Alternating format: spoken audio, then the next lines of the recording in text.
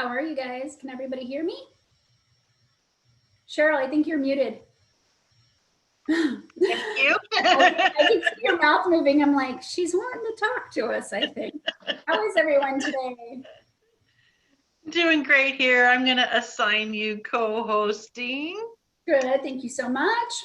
All right. And pardon me while I answer a call from Lisa. I'll be back. No worries.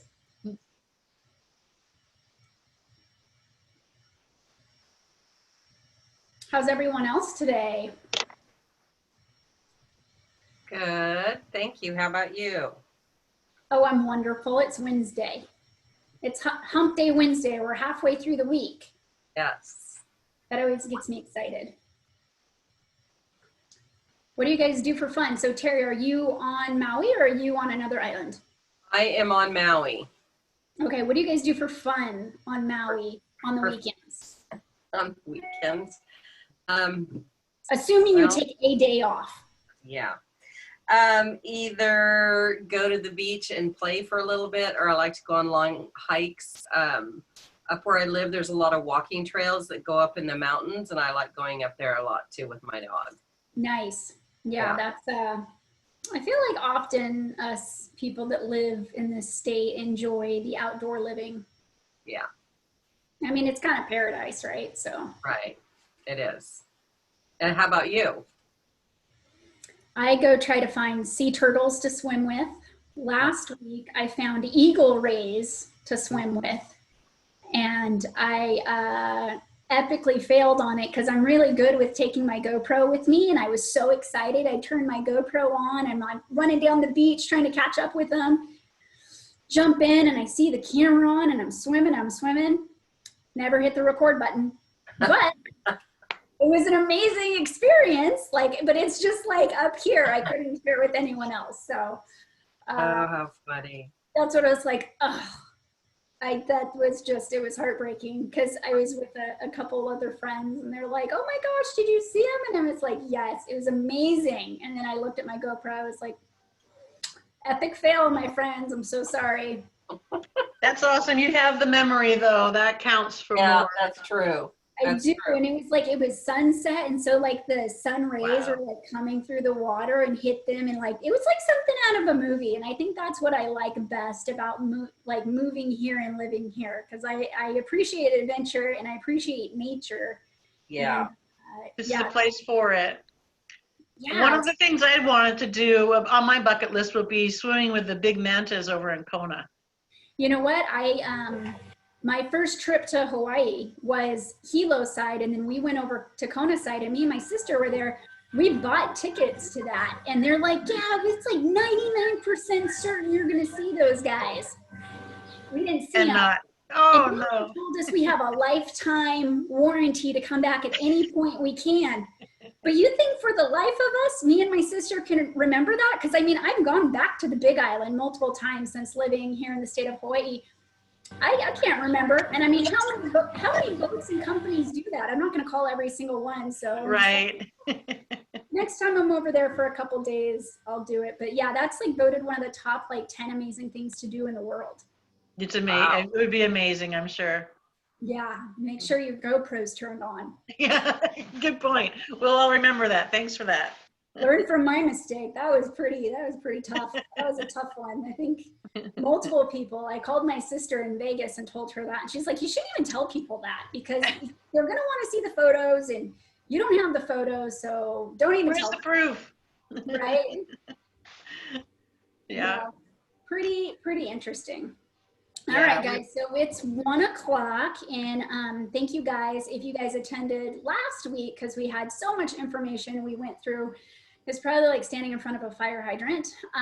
So today we're going to pick up where we left off. And if you guys don't know me, my name's Christine Dugan. I work with KW Coy, and Lisa and Cheryl were so kind to ask me to come on and share a little bit of my experience with distressed properties. And as I mentioned, my sister is in Vegas and she's an agent, and I was born and raised in Vegas. And there's like 10 of us that were born and raised in Las Vegas, right? And no, we don't live on the Strip. So from that perspective, I got into real estate right before the last shift we saw. So it was like, I don't know if you guys saw in the news, but it's like Florida, Vegas, and Arizona were like the top like worst markets to be in during that time.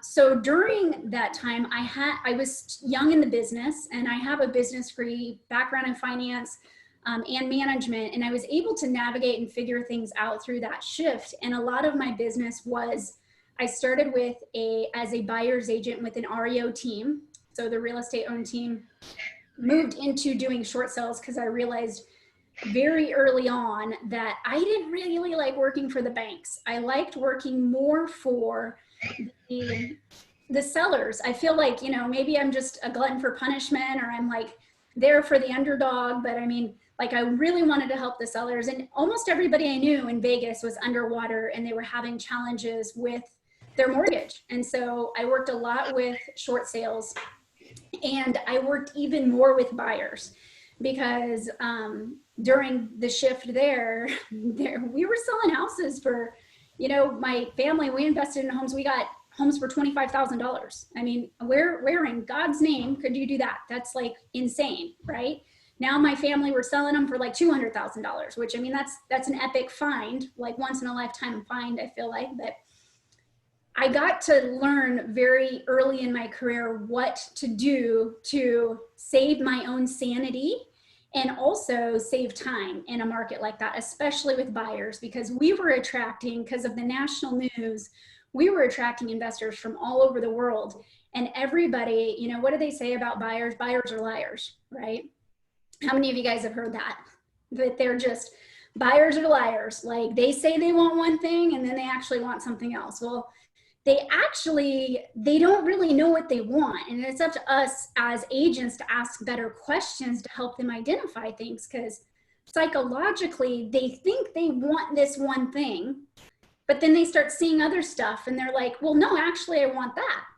And that's that's just how we're built as humans. And so understanding that about buyers, and also understanding we have to take responsibility to help the buyers understand the market and what's going on in the moment. Because what I experienced back in Vegas was that everybody wanted the $50,000 house, but it was actually like a $200,000 house or $100,000 house, like $100,000 house. So it's the communication and the delivery of understanding some of the needs of the buyers. And again, having, how many of you guys do buyer consultations?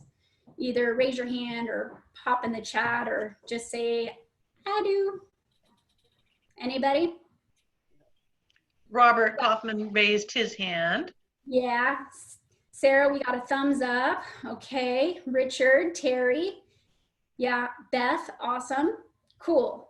So yeah, like buyer consultations help with this. And I think it wasn't until I remember the day like it was yesterday. It was Thanksgiving and I got a sign call. And I wasn't a part of Keller Williams, and I was just winging it and figuring this stuff out on my own. I didn't understand systems, processes, and really didn't understand boundaries at the time. But on Thanksgiving, I got a sign call, and I was always taught by my traditional broker, the phone calls, you pick it up, you answer it, and you show up. Whenever you can meet with someone in person, you just show up.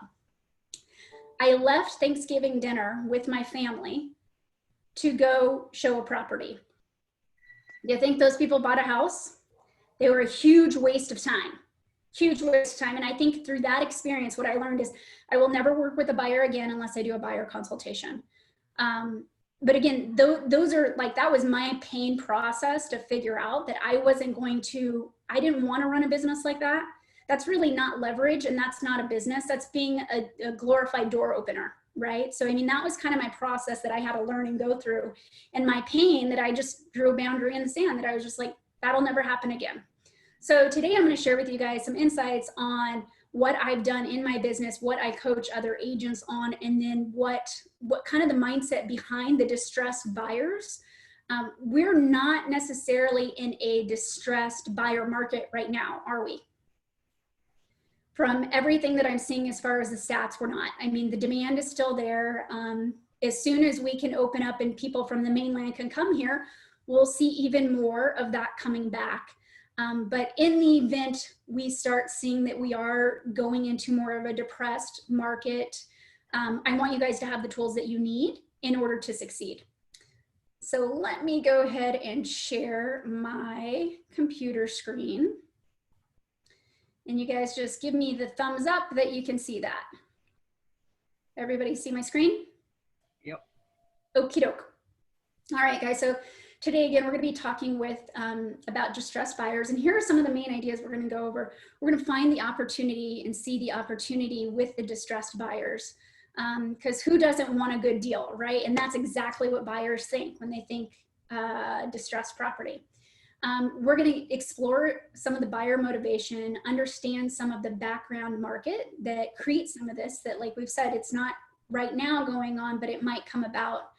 And what we can kind of look to be as far as our local economists to our buyers, because they want a real estate expert or someone that's really good with the market.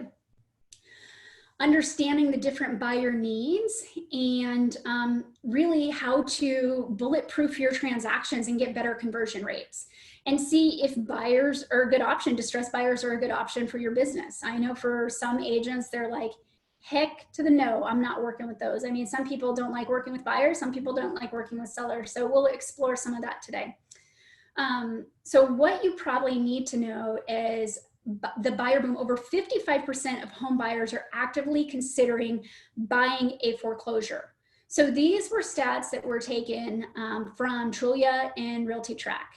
So just like we said, like who doesn't want a good deal, right? Everybody wants a good deal. And as soon as people hear a distressed buyer, they think, yeah, for sure, I'm going to get that killer deal because it's a foreclosure or a short sale. Just a quick question for you guys. How many people were actually getting deals during the last shifting market? Or if you guys were in the real estate business back then, do you guys recall if you were here in Hawaii or Maui, wherever you're at? How many people were actually getting deals? Anybody?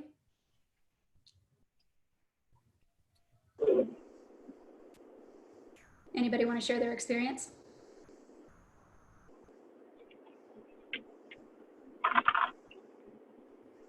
Richard? Well, here's what I found in Vegas. People aren't really getting deals. They might be getting a deal from the perspective of what's going on in the market. If the market has decreased, right? If the market's decreased, of course, that's the deal. But if a home is listed for, let's say, $300,000, they're not getting it for $200,000, right? Yeah. But the perception of the consumer is that. And I think maybe they watch a little too much HGTV. I mean, I'm not really sure where that breakdown comes from, that they have that fallacy. But yeah, that's kind of the situation. Now, your deal is because the market is decreased, not necessarily the deal on the actual listing. And sometimes you can negotiate, but depending on the market, it might not be a secret to everyone that property is actually priced pretty well, and it might go pretty quickly. And we all know that if we have multiple offers, there goes your negotiation right there, because now you're competing with other buyers instead of negotiating with the seller. So, but this is a big thing. So again, if we start going into a distressed property situation, knowing that over half the buyers are looking for a deal, they would buy a foreclosure. And Ronnie mentioned that I bought a foreclosure in Tampa and still own it. Yeah.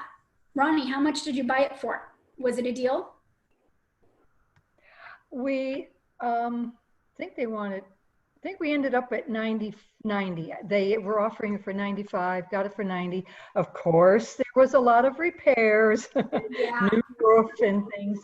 But we still, if we sold it right now, we'd make that money back and maybe 20, 30,000 more. So yeah, absolutely. So I mean, those are returns that you can't see in too many other places, especially like you think the stock market gives that return right now, not with the drops we've seen, right? So real estate is a really great place to invest. And that's why people, I think, get excited about distressed properties, because and again, maybe HGTV, or they've seen firsthand how people can make wealth through real estate. But those are always good options to communicate with people like, yeah, we're going to get you a good deal on a foreclosed home or a short sale property. You just have to ask more questions to find out what that deal looks like to them, right? So why would you want to work with a buyer instead of a listing?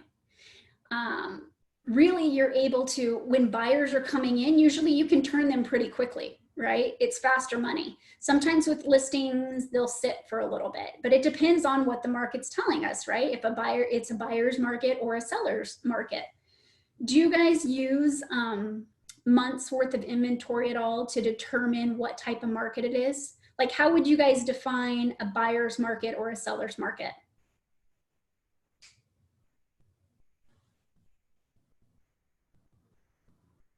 What I use is the number of available units on the market and then divided by 90 days to see what the average sale rate is per month. And then that's more for the seller and how long it's going to take to sell his property.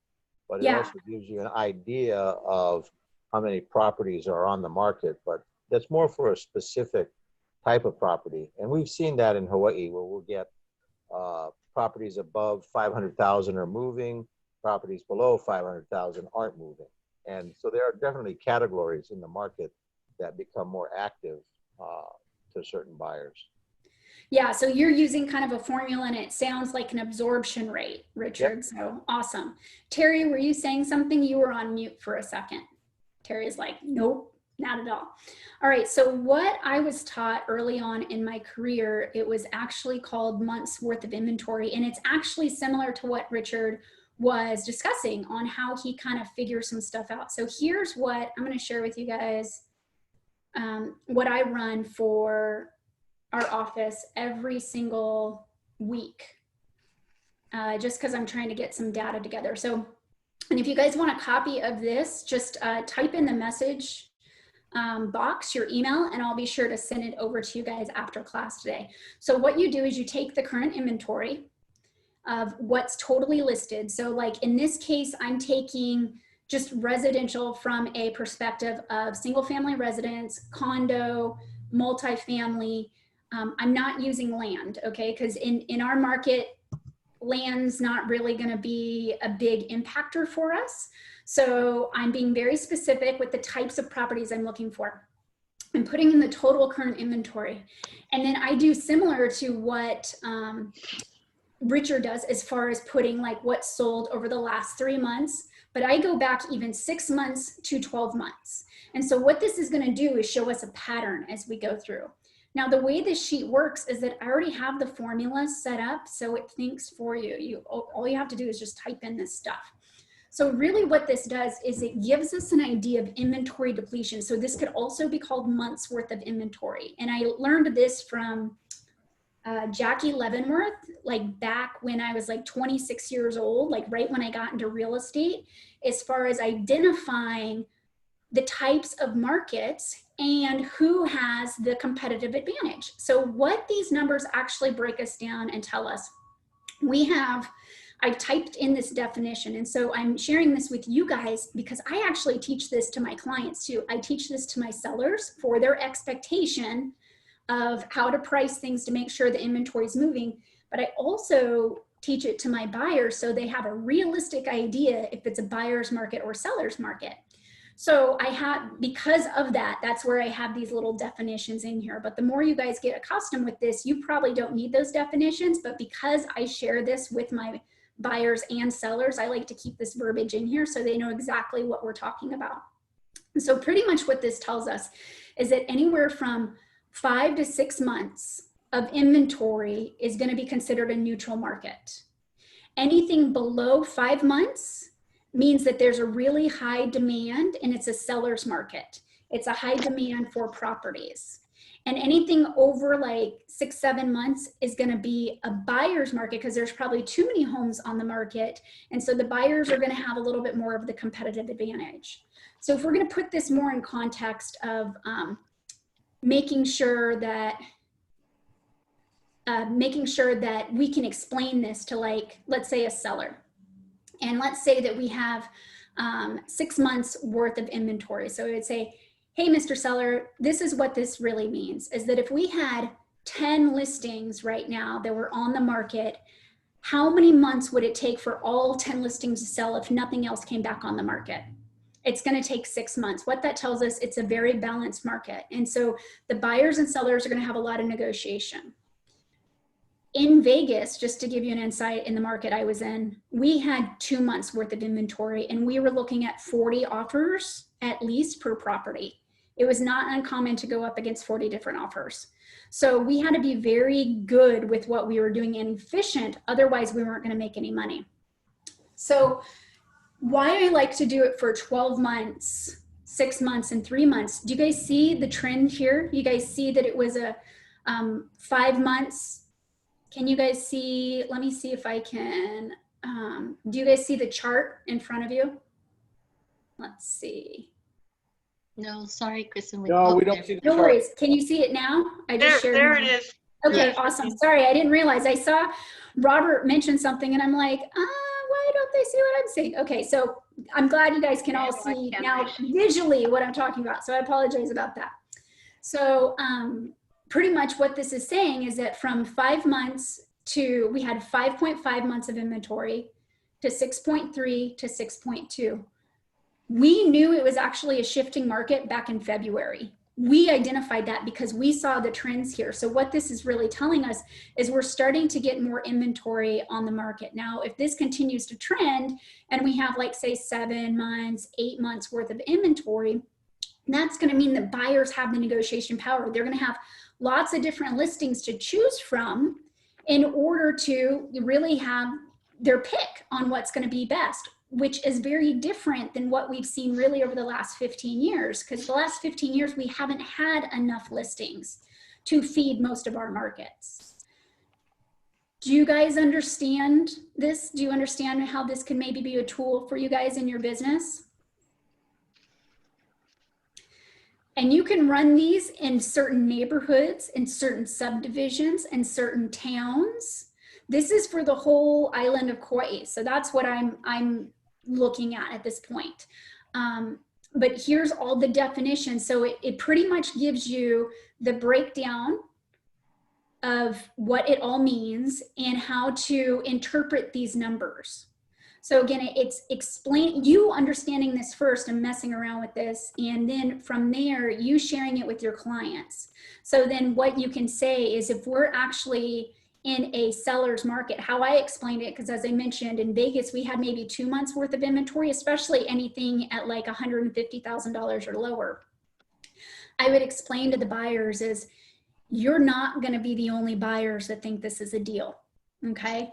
And we actually don't have enough inventory right now to support all the buyers, because all the buyers, there's 40 offers coming in on every single listing. That's not uncommon. So the question starts becoming, how can we poise you to be the best option for the seller? Because the seller is going to have 40 other people to pick from.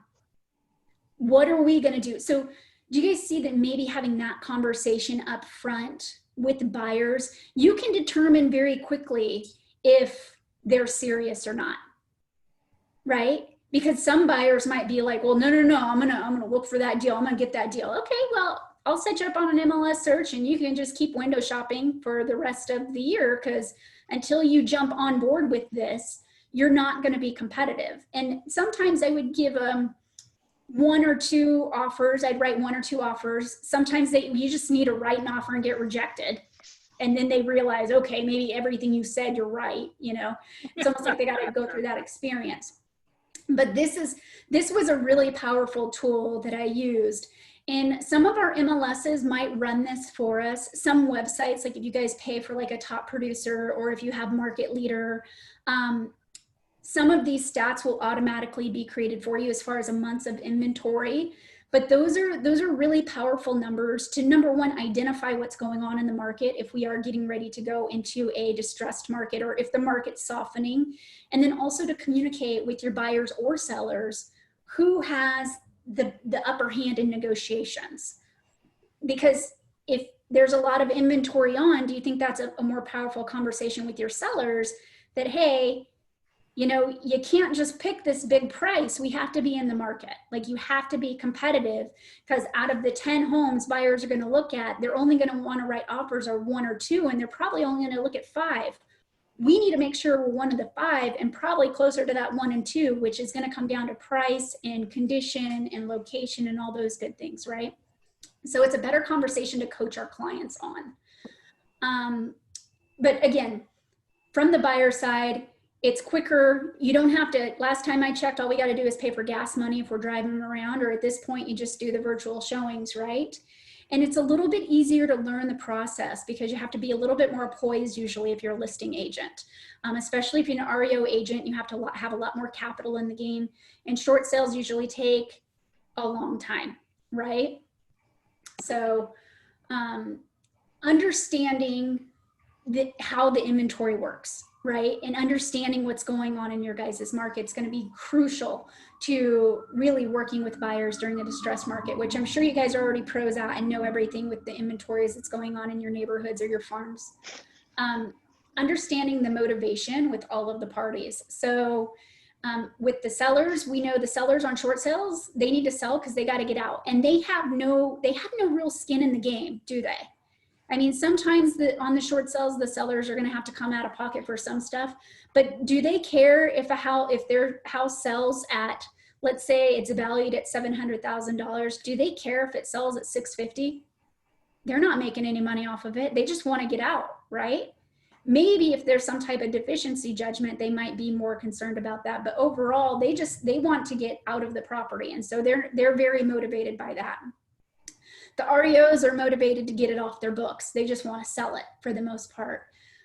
Investors are always in it for making a good deal and good return, right? Did you guys see a lot of investors coming through here in Hawaii during the last shift? No, not so much. We had investors from China, from the Bay Area, from Los Angeles. We had investors from all over, and they were looking to pick up portfolios of like 50 homes at a time. So again, it seems like, especially like markets that were hit that hard, we had the flock of investors coming in looking for the package deals, more or less. Move up buyers. So with the last shift, what we saw was a lot of people that owned homes actually wanted to get into bigger homes because the bigger homes were cheaper, right? They're more cost effective. So there's a lot of motivation for the move up buyers to identify them. And those would come probably from our own sphere, right? Probably people we've already sold properties to, that we could reach out and be like, hey, John and Jane, how's life going? Have you outgrown that house yet? I just saw you had your 3rd child. You know, maybe it's time for us to start looking for something bigger. Here's what I found. You know, if we're cashing you out on this one and then purchasing this one, or if you're going to have this as a rental, and then that's how it's going to impact that. So a lot of different motivations for the move up buyers. First time home buyers, in Vegas, it was a no-brainer because it was actually cheaper to buy than it was to rent. Here in Hawaii, we don't really see that unless it's Hilo. I think Hilo is one of the last places that we have that might be able to offer that option. What do you guys see as far as your first time home buyers on Maui? What does that range look like? Are they getting into like condos for $400,000, or are they getting into houses for like $700,000, $800,000? What does that look like?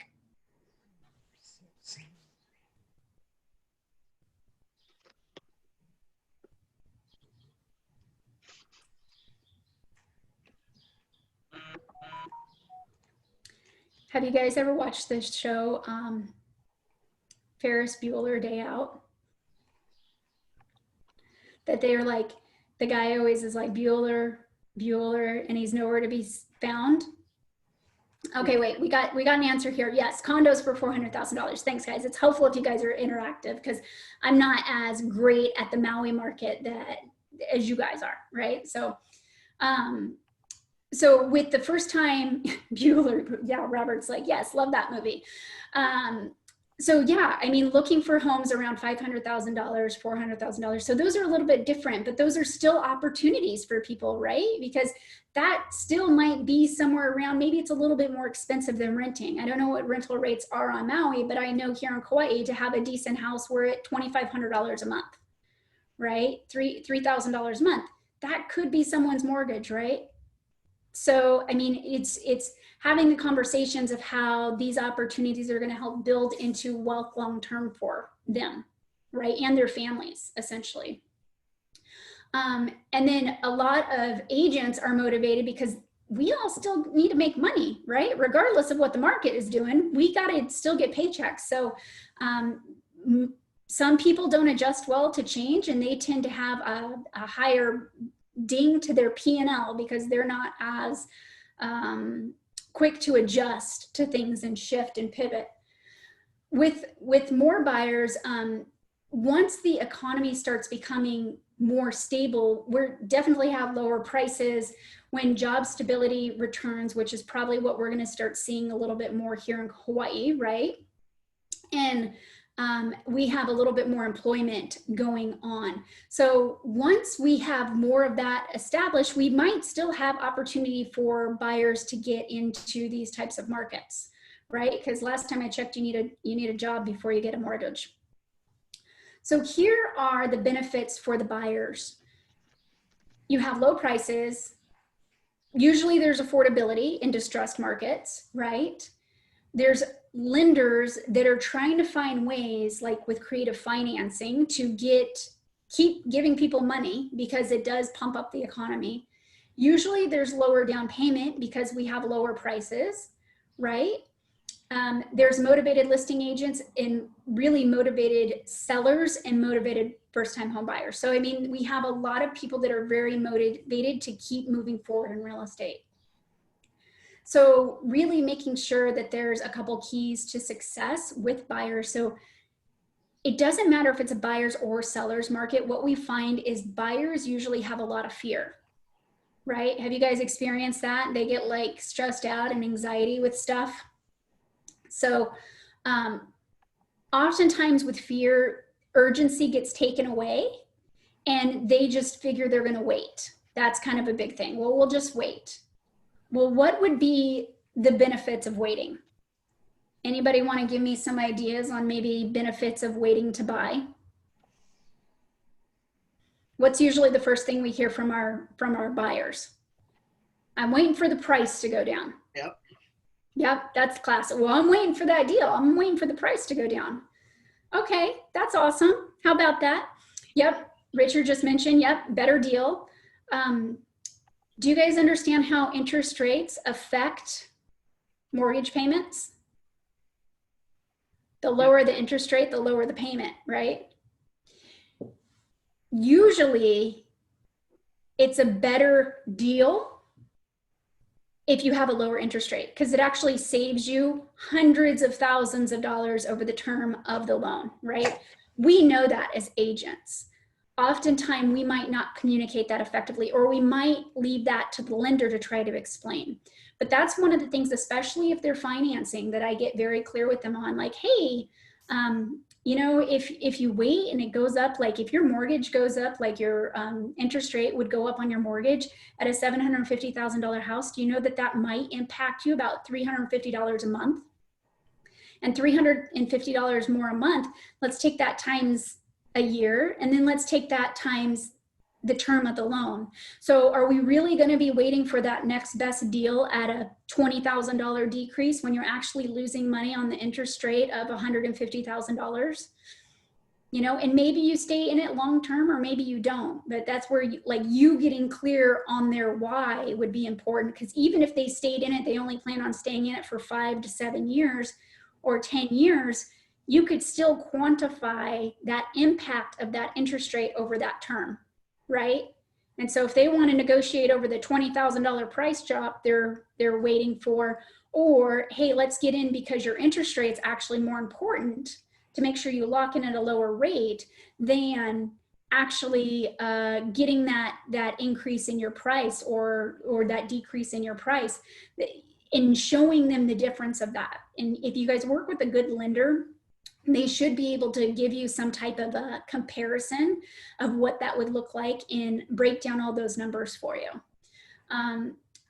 But again, helping them get clear on really the state of the market, what might be the best practices, what's going to help them. If you're able to help them get clear on their why and go like 3 deep. So like oftentimes people say, oh yeah, like, well, I want to just get an investment house. Okay, well, that's great. What's important to you about having your investment home?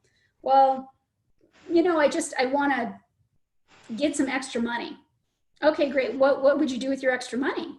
Well, actually, I put in a savings account and then it helped my kid. He's 7 years old and we're going to try to send him to college at some place on the mainland. Okay, awesome. So asking more questions like that, you help get clear on what their motivation is. So you can give them better advice on how to help them reach their goals. Because oftentimes it's a situation where we take what the buyers are saying at face value and we don't ask enough questions, but we have to get really clear on their why. Because then in the same example, if they want to haggle over condition or some type of issue, we could always go back to, well, this is Junior's future, right? We're getting this investment property for Junior to go to college at this place. So, you know, what's more important right now? Because it doesn't seem, you know, of course, negotiate on behalf of your clients and do what they ask you to. But if you know that you're running up into like a dead end with the listing agent when you're representing the buyers, having the heart-to-heart with your own buyer that it's like, hey, what's more important here? You know, looking at this or helping Junior get into this house, because this is going to give you the ROI that you're looking for. But having more of those questions and those conversations around that. Really making sure you have ironclad financing or cash at hand. So I was kind of surprised when I came here, and you guys probably have different practices for different islands, right? But here in Kauai, they don't really ask for proof of funds up front. Like it's not a standard practice. That's just the normal thing you do. And I know I've made it a standard of practice for our office that I'm like, why would you not? Like, why wouldn't you do your own due diligence with your buyers? Like just get a copy of their proof of funds. That's part of your job as the agent.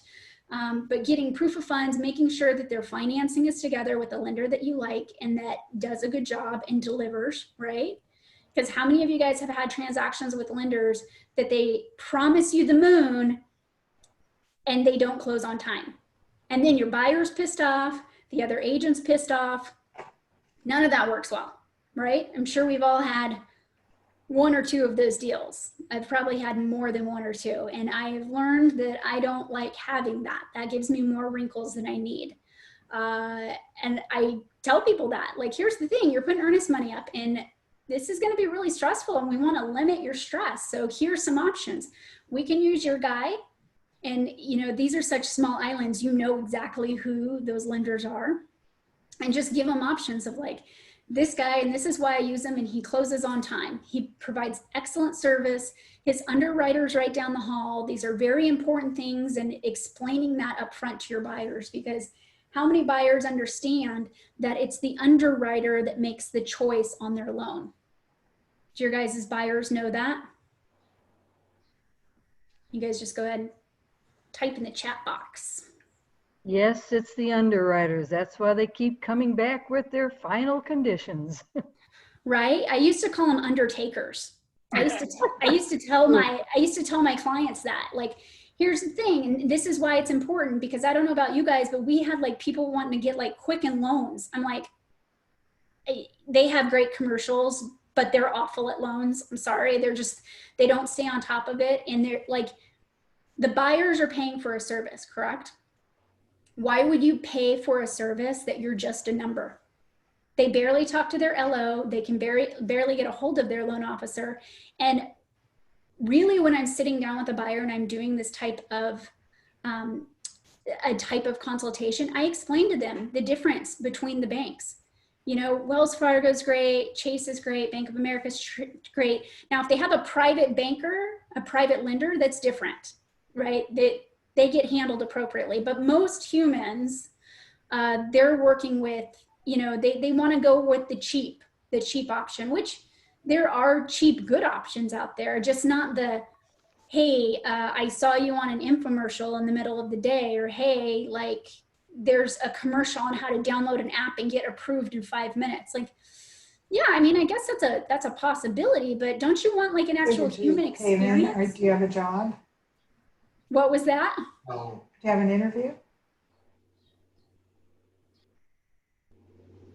Well, from the perspective of, again, with the lending, making sure you explain that of like, yeah, there's the option for the underwriter. The underwriter is actually, it's almost like, how I would explain it, it's almost like you're going to court. So your loan officer is your attorney and the underwriter is the judge. And your attorney is putting the case together so the judge can make a choice on what's going to go on with your case. So from that perspective, we want to kind of put that in alignment, that wouldn't you want an attorney that understands the judge that they're working with to make sure that they get the judge everything they need to really go in your favor? And almost everybody can say yes, because everybody's seen Law and Order or whatever other TV show that's gone on, right? That's the analogy I use in order to make sure they talk to a lender that can get the deal done. And usually it's one of my lenders, and I usually gave 3 options. And each of the lenders were very good at what they did, but they had different personalities. So depending on who my client was, I told them this might be a good person. One of the lenders I know that my family uses, like that's the guy that they end up using. And then this one, you know, they're quick, they're a little bit more expensive, but they're quick. They'll get it done in 21 days or whatever that looks like. But making sure that your buyers understand, we have to remember, guys, we're the professionals. These buyers only buy houses once every what? Statistically 7 years. Probably here in the state of Hawaii, I would say it's a lot longer than that because the prices are higher, right? Like we have to make sure we're confident in what we're doing to give them the suggestions to tell them how to succeed. And if we have ironclad financing, that's going to definitely help, right? And as we mentioned kind of last week, if it is something with, like if you're making an offer on an REO or even on a short sale, sometimes it's beneficial if you're pre-qualified or cross-qualified with that bank. Just being mindful of the buyer really needs to like the house, because sometimes there are hits on credit, depending on when the credit was pulled, right? But having all the information you need from your lender to give really good advice. And definitely use that undertaker thing, because I still use that with my buyers these days. Doesn't matter what market it's in. The undertaker can take your deal down, and trust me, you're going to be pretty stressed out if an underwriter sees something they don't like and they reject your transaction and you have earnest money deposited into escrow, right? That makes for a not so fun situation. But making sure that the buyers understand all the paperwork that they're signing, right? So they can follow all the instructions via the contract or addendums that are getting signed, and reading your guys's title reports, the prelims, super important. Title is probably pretty good at checking on liens here. But I know in Vegas, there were a lot of funky stuff. There were a lot of funky things going on, but those prelims are clutch. If you guys don't understand the prelims, reach out to your escrow officers. They do this all the time, or your reps, and have them explain it. Ask them to teach a class on it so you guys understand how to read the prelims, to see what you're looking for. Ask your escrow officers their worst nightmare of what's happened, some of their worst deals. Those are always fun questions to ask, because you get feedback on maybe what was missed or where to go, and almost lessons learned from other people, right? So being able to have learning and earning during this process, oftentimes, or at least in the last shift, and how many of you guys were actually in business during the last shift? Do we have most of us were in the business, or we have a lot of newbies? Lots of people were in it. Deborah, not me. New, not me. Okay. So what we had to do is figure out, and really through any shift, kind of like what we're learning in COVID, right? You have to learn while you're earning. I don't know about you guys. I've never been through a pandemic before. I had no idea that, yeah, like a virtual open house might be a necessity of an agent at this point. But these are things that we have to just continue to go through and self-educate and be committed to learning. And have you guys ever heard of the saying, failing forward? because let's face it, the first time you try something, you're probably not going to be so good at it, but you got to stick with it. So that's where making sure that you are continuously learning, collaborating with other agents, getting mentors, making sure that you're learning the processes, because no one's going to be able to give you a guide of how to deal with business during COVID. When people, I mean, nobody in their right mind would have ever predicted 2020 to be like this. I mean, we're in June, right? I don't even know where 2020 is going, but we're halfway through the year, and making sure that you're still learning through this process, staying productive, and still earning money through the process. So being a student of the market, people want that. Finding out about like using your own inventory to sell it to get more business. So for any of you guys, have you read Millionaire Real Estate Agent? A little red book by Gary Keller. So Robert said yes. Do you remember, Robert, what Gary said as far as the ratios we should have? So for every listing we have or every piece of business, how many more pieces of business should we get? The ratio is somewhere like, if we have one listing, we should get 2 more buyers from that. But I know for me, if I had 1 buyer, I was trying to get 2 more pieces of business from that, because I was trying to get a referral from my buyer to someone else, and then a later on introduction later in the year. So I had it pretty down pat that for every buyer I worked with, I ended up getting at least 2 more referrals in the next year from them. Those were my ratios, but making sure that you're using the inventory at hand, using the business you have right now to grow your business.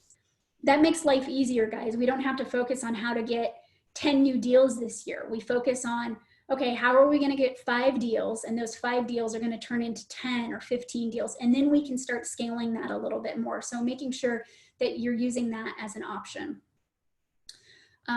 But making sure that you're getting, Robert said, yes, that's what I recall, 1 to 2 or 3 or more. Yep, making sure you're leveraging that business. Making sure you have good rapport with agents too, right? And we know as buyers, and from what we saw last week when we were discussing what REO agents make, REO agents, they don't make a lot of money because their compensations dropped, right? Short sale agents, the compensations usually dropped. Buyers agents usually get paid pretty well. I mean, we don't have nearly as many as expenses. And so, yeah, what we get maybe a 2.5% compensation. We didn't have to spend all the time doing the photos, the virtual tours. Yeah, we got to show houses, but the better we get at asking questions, the less houses we show, and we get more effective. And so we can get more leverage out of it. Because again, with the REO agents, they might be only like getting like a 1% compensation at the end of the day after all the expenses they pay. And us as buyers agents, we would be getting 2.5%. So there's a lot of good opportunity for the buyer's agents, regardless of whatever the market is. And here again, that's that kind of breakdown that we saw last week of the difference between the REO, like this is based off a $200,000 sales price. They'll get a 2% commission. They might have to give like a referral fee. They have expenses that they've had to pay for. Their net commission might be $700 or saying, I'd say maybe $1,000. And then for buyer's agent, I don't know about you guys, but compensation wasn't really 3%. It was more like 2.5%. But even at 2.5%, you know what? We spent $150 on gas. Like that's still not bad. So there's a lot of options as far as the profit in this. If you're good at it. Now, if you want to take people on a tour of 2 years of looking at homes and show about 40 homes before they buy a house, we got to work on some better skill sets because we got to get your buyers a turning and moving, right? So the mindset of the markets, and we've touched on some of this already. So all of the mindsets are different depending on the market, and sellers in a traditional market are seeking a positive return really to make sure that they're cashing out to buy their next home, right? On a distressed property, the sellers are seeking whatever they can get to escape the crisis. For the buyers, they're seeking the right home at a reasonable price. and in the traditional market, and in the distressed property, they're seeking the very possible deal or steal. Again, they're looking for that killer deal that like every other buyer in the market is looking for. In a traditional market, the lenders generally are open to making loans and to creating products and policies to encourage borrowing. So that's where like lending restrictions get looser. And then in distressed markets, sometimes lending can get a little bit more tightened up, and it's not as easy to get loans, which we've seen a little bit with lending so far since COVID, that they've tightened up some of they've had higher FICO scores. I remember Wells Fargo, right when COVID hit, Wells Fargo had a higher FICO score that they were requiring. Traditional markets, the agents, they're eager to jump in and generally able to master transactions because it's pretty simple and basic for the most part. And in distressed properties, agents are usually not well informed and they're kind of winging it, and they don't really know how best to coach their clients. And so they're not educated, so they're not educating their clients. So oftentimes, if you are educated in this area, you're almost coaching the agent so then they can coach their client, because again, unless you guys all work together, you're not going to have a successful closing. So in your guys' handout, you have a mindset as far as being or a handout, and it's on page 45 to 46. And it's talking points of being your local economist. So some of the things we talked about as far as maybe knowing the month's worth of inventory. So median sales prices, current interest rates, local economic factors. So kind of like what we've talked about today as far as job issues maybe that are going on, people not being able to travel here without quarantine, which inter-island quarantine is June 16th. Is that right? That we get to stop inter-island quarantine, but mainland quarantine would still be going in, and people not being able to travel here. So do you think people not traveling here has affected the market?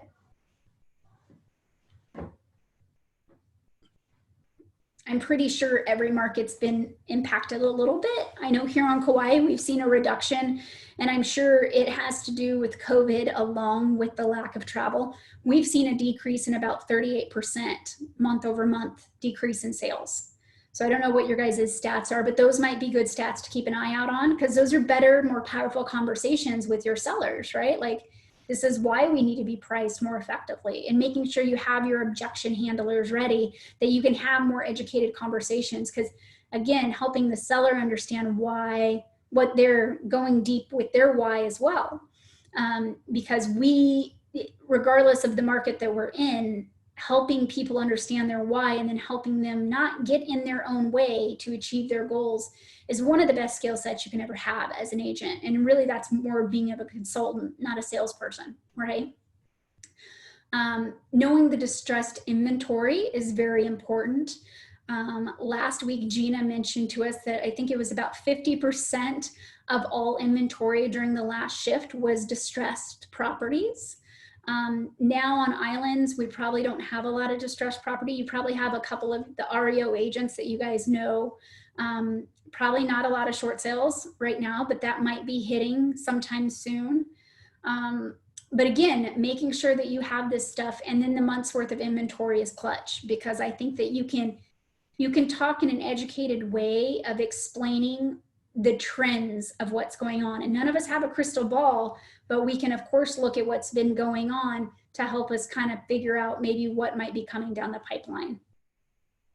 So the distressed property timeline, this is really important as far as explaining to the buyers, like if you have people that like need to get into something, do you think a short sale is going to be the best option for them? Probably not, because the short sales take a long time to process, right? I don't know about you guys, but when I was working with short sales, it took at least, I mean, maybe the quickest short sale I had was 2 months from the time I took the listing to closing. But I mean, I stuck with people for a year before we actually got an approval to close. So if we have the buyers that are urgent, explaining a timeline and what the timeline looks like, again, understanding their why and helping them get clear on what's really important to them about that. And yes, you're looking for a deal, but it sounds like you're kind of under a time crunch to do this, and this, as you shared with me. Maybe REOs are our best option because we don't have a lot of contingencies with REOs, right? We have just situations where we can go in, we can take a look at it, we write an offer, the asset manager signs off on it, and then we are going forward with our contingencies and our closing, right? So understanding the differences between the types of distressed properties so you can make sure that the buyers are reaching their own timelines is really important. And Gina did a really good job of explaining this last time. Do you guys have any questions about the slide in general? Nope. Bueller, just kidding. All right, so again, explaining kind of the difference between the REO and the short sales and the distressed timeline is very important to consult upfront with your buyers for that, so they know exactly what to expect. So understanding where your buyers are and meeting their needs. So the three primary types of buyers that we see often in general, but in distressed properties as well, move-up buyers. They are looking to get into a better property. First-time home buyers, they want the low prices and low interest rates. And investors, either they're beginning investors and so they've saved some money and they know that it's a good market to buy, or they're the experienced ones that, again, they're looking to expand their portfolio. So it depends on what type of net worth they have as far as that too. But do you guys think that the conversations between the beginning investor is different than the experienced investor? A little bit, huh? The beginning investor is probably going to have a lot of questions, be a little nervous. I love working with experienced investors because a lot of the emotion gets taken away. So you guys type in real quick what type of buyer you would prefer to work with in this market or even in a shifting market. Investors, first-time home buyers, or move-up buyers. Robert, I'll work with any buyers. Investors, okay? Jocelyn just said investors. Jocelyn, why investors? Chris just said first-time home buyers. So I have a heart for first-time home buyers because I like educating them on how to build wealth through real estate. That's a big passion of mine. And I love working with investors because they're not emotional. They don't care about the color of the paint. So probably investors, they have capital and know what they want, right? They're very decisive. They already know what they're looking for. Just can you help them find it at that point? First-time home buyers are really excited, so it's really emotional. And with investors, they're just like, yeah, it's a good deal. Yeah, Jocelyn's saying that she loves her investor group. She's connected to over 100 investors. So yeah, it's just, but with the real investors, we start talking about return on investment, right? We start running a little bit more in-depth numbers for them because they're usually a little bit more analytical with stuff. So understanding that as well, because there's a huge difference between the beginning investor and then the experienced investor. So how to find and attract buyers. So how can you do some lead generation on this? Buy some marketing, right? Get some marketing for your buyers to start coming in. Being that local economist, you got to know your stuff. I mean, really, we got to know our stuff regardless, but we definitely have to know our stuff in shifting markets and distressed properties. Offer classes. So for instance, with first-time home buyers, that's an easy class. And we can actually do that now via webinars, right? If people are still working, because there are still a lot of people working, and there's still a lot of options out there for first-time home buyers. What if you hosted a class of like how to start investing in Hawaii real estate? And you can show them how to buy something in Hilo, or you can show them how to buy something on the North Shore in Kauai and like a resort, you know, like the estate type living, and maybe what that would look like once stuff opens back up as far as vacation rentals, because some of the vacation rentals are getting like $4,000 a week, right? Or up. I mean, that's a nice return for anybody as long as all the numbers make sense, right?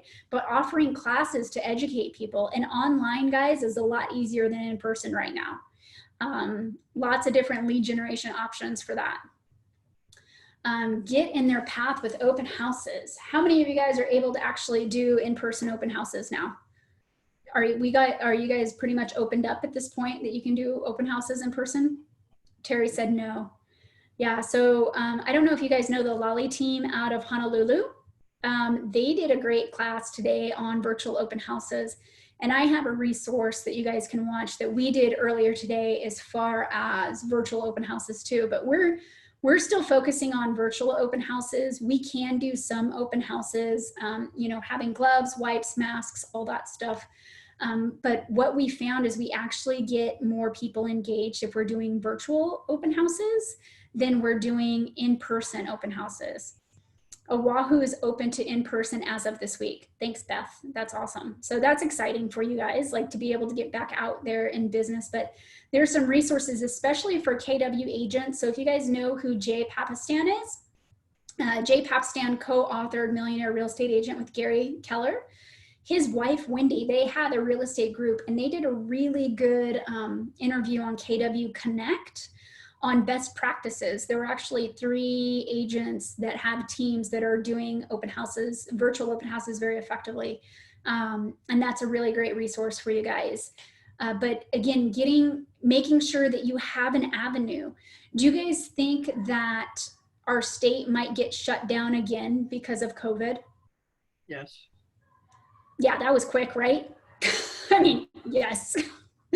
It's kind of a no-brainer, guys. And so it might be an option for you guys to research a little bit more of the virtual house option, because how many people do we know that are on the mainland that they are quarantined, right? Like I know people that they don't even, especially like I have friends that have their parents in an elderly home community.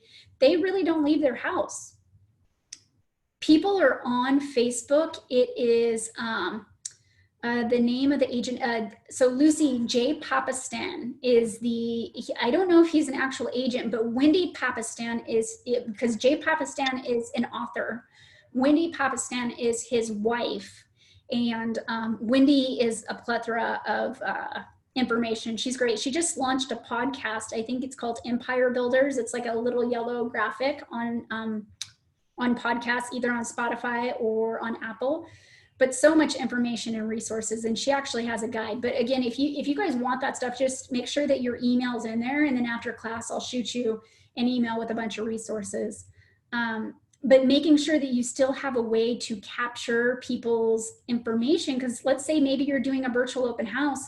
How many people on the mainland would love to see Hawaii? Like people that can't travel. I mean, that's just kind of something where I feel like, hey, missing the tropical sunshine, join me for my virtual open house where I'm going to share with you this beachside condo. Do you think people, thanks Ronnie for typing in Jay's name. Do you think people would sign up for that? I mean, I think anyone, if you pulled any information from escrow of non-owner occupied stuff and kind of looked at the stats of where people that don't live on this island are. I know when I lived in Carmel, California, and I was licensed in California as well.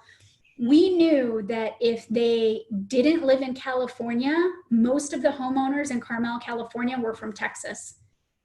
Our Facebook ads were in Texas to attract buyers, and sellers loved that because no other agents focused on that.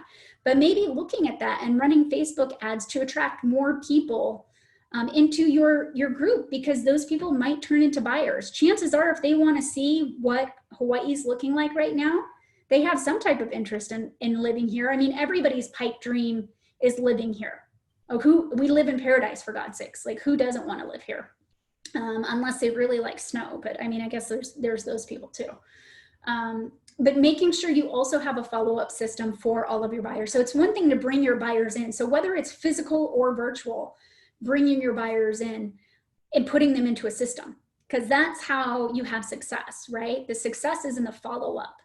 Lead generation is a big piece of it, but you can just, have you guys ever met those agents that they can they pump in leads to their business nonstop? Like they'll get 3,000 leads every single month, but sometimes they go through lulls that they never actually sell real estate. because they probably don't have a follow-up system. And those are the things, guys, like making sure that you have this stuff set up so you can stay top of mind and offer value to these buyers as time goes on. So making sure you can help them finding loans, very, very important, and giving them really good advice, connecting them with professionals. So for instance, depending on the type of buyer that you're working with, you guys should all have like a team of professionals, really good loan people, really good estate planning people, really good CPAs, any other type of attorneys that you might need, a good real estate attorney, but giving really good advice. And if you don't know the answer, guys, go team up with a professional that can give them the answer, right? A really good home inspector, a really good escrow officer, like that gives really amazing service, that is a complimentary service to the great service that you provide. But being able to give them those options, because then it becomes more of a team experience for them, and you don't have to have all the pressure on yourself of figuring this out. So how would you find, like, so you have your buyers, you're nurturing them, how are you going to find these great properties? Well, most of us use the MLS, right? Or we've driven by something, and from the option of driving by something, you know it's getting ready to hit. Networking with other agents is a really good option. Searching for ads. Do we have a lot of for sale by owners or expireds here, guys, in Hawaii? No. There's a handful. Why do you guys think that the properties expire here?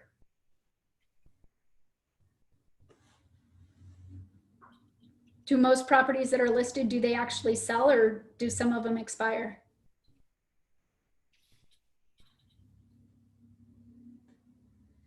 In my experience, if properties expire, it's simply because it wasn't marketed right or it's not priced right. At the end of the day, price solves everything. But one thing that we know about expireds, they're the path of least resistance for business, right? Because we know expired people want to sell, they just don't sell because they haven't priced it right. But maybe looking at expireds, maybe looking at all options. If you know a certain neighborhood is going on, you can always mail directly to the sellers and say, hey, I got a serious buyer, they're qualified. This is their story, this is their why, this is what they're looking for. Be creative, guys, reach out and get that business. And you can always refer out that listing if you want to, like if you don't practice dual agency or work with a partner in your office in order to have that listing taken, and you get a referral from it because you identified them, right? You're just not going to represent both sides, but there's a lot of different options. Auctions were a big thing of the past during the last shift. We used to have in Vegas, Cashman Field.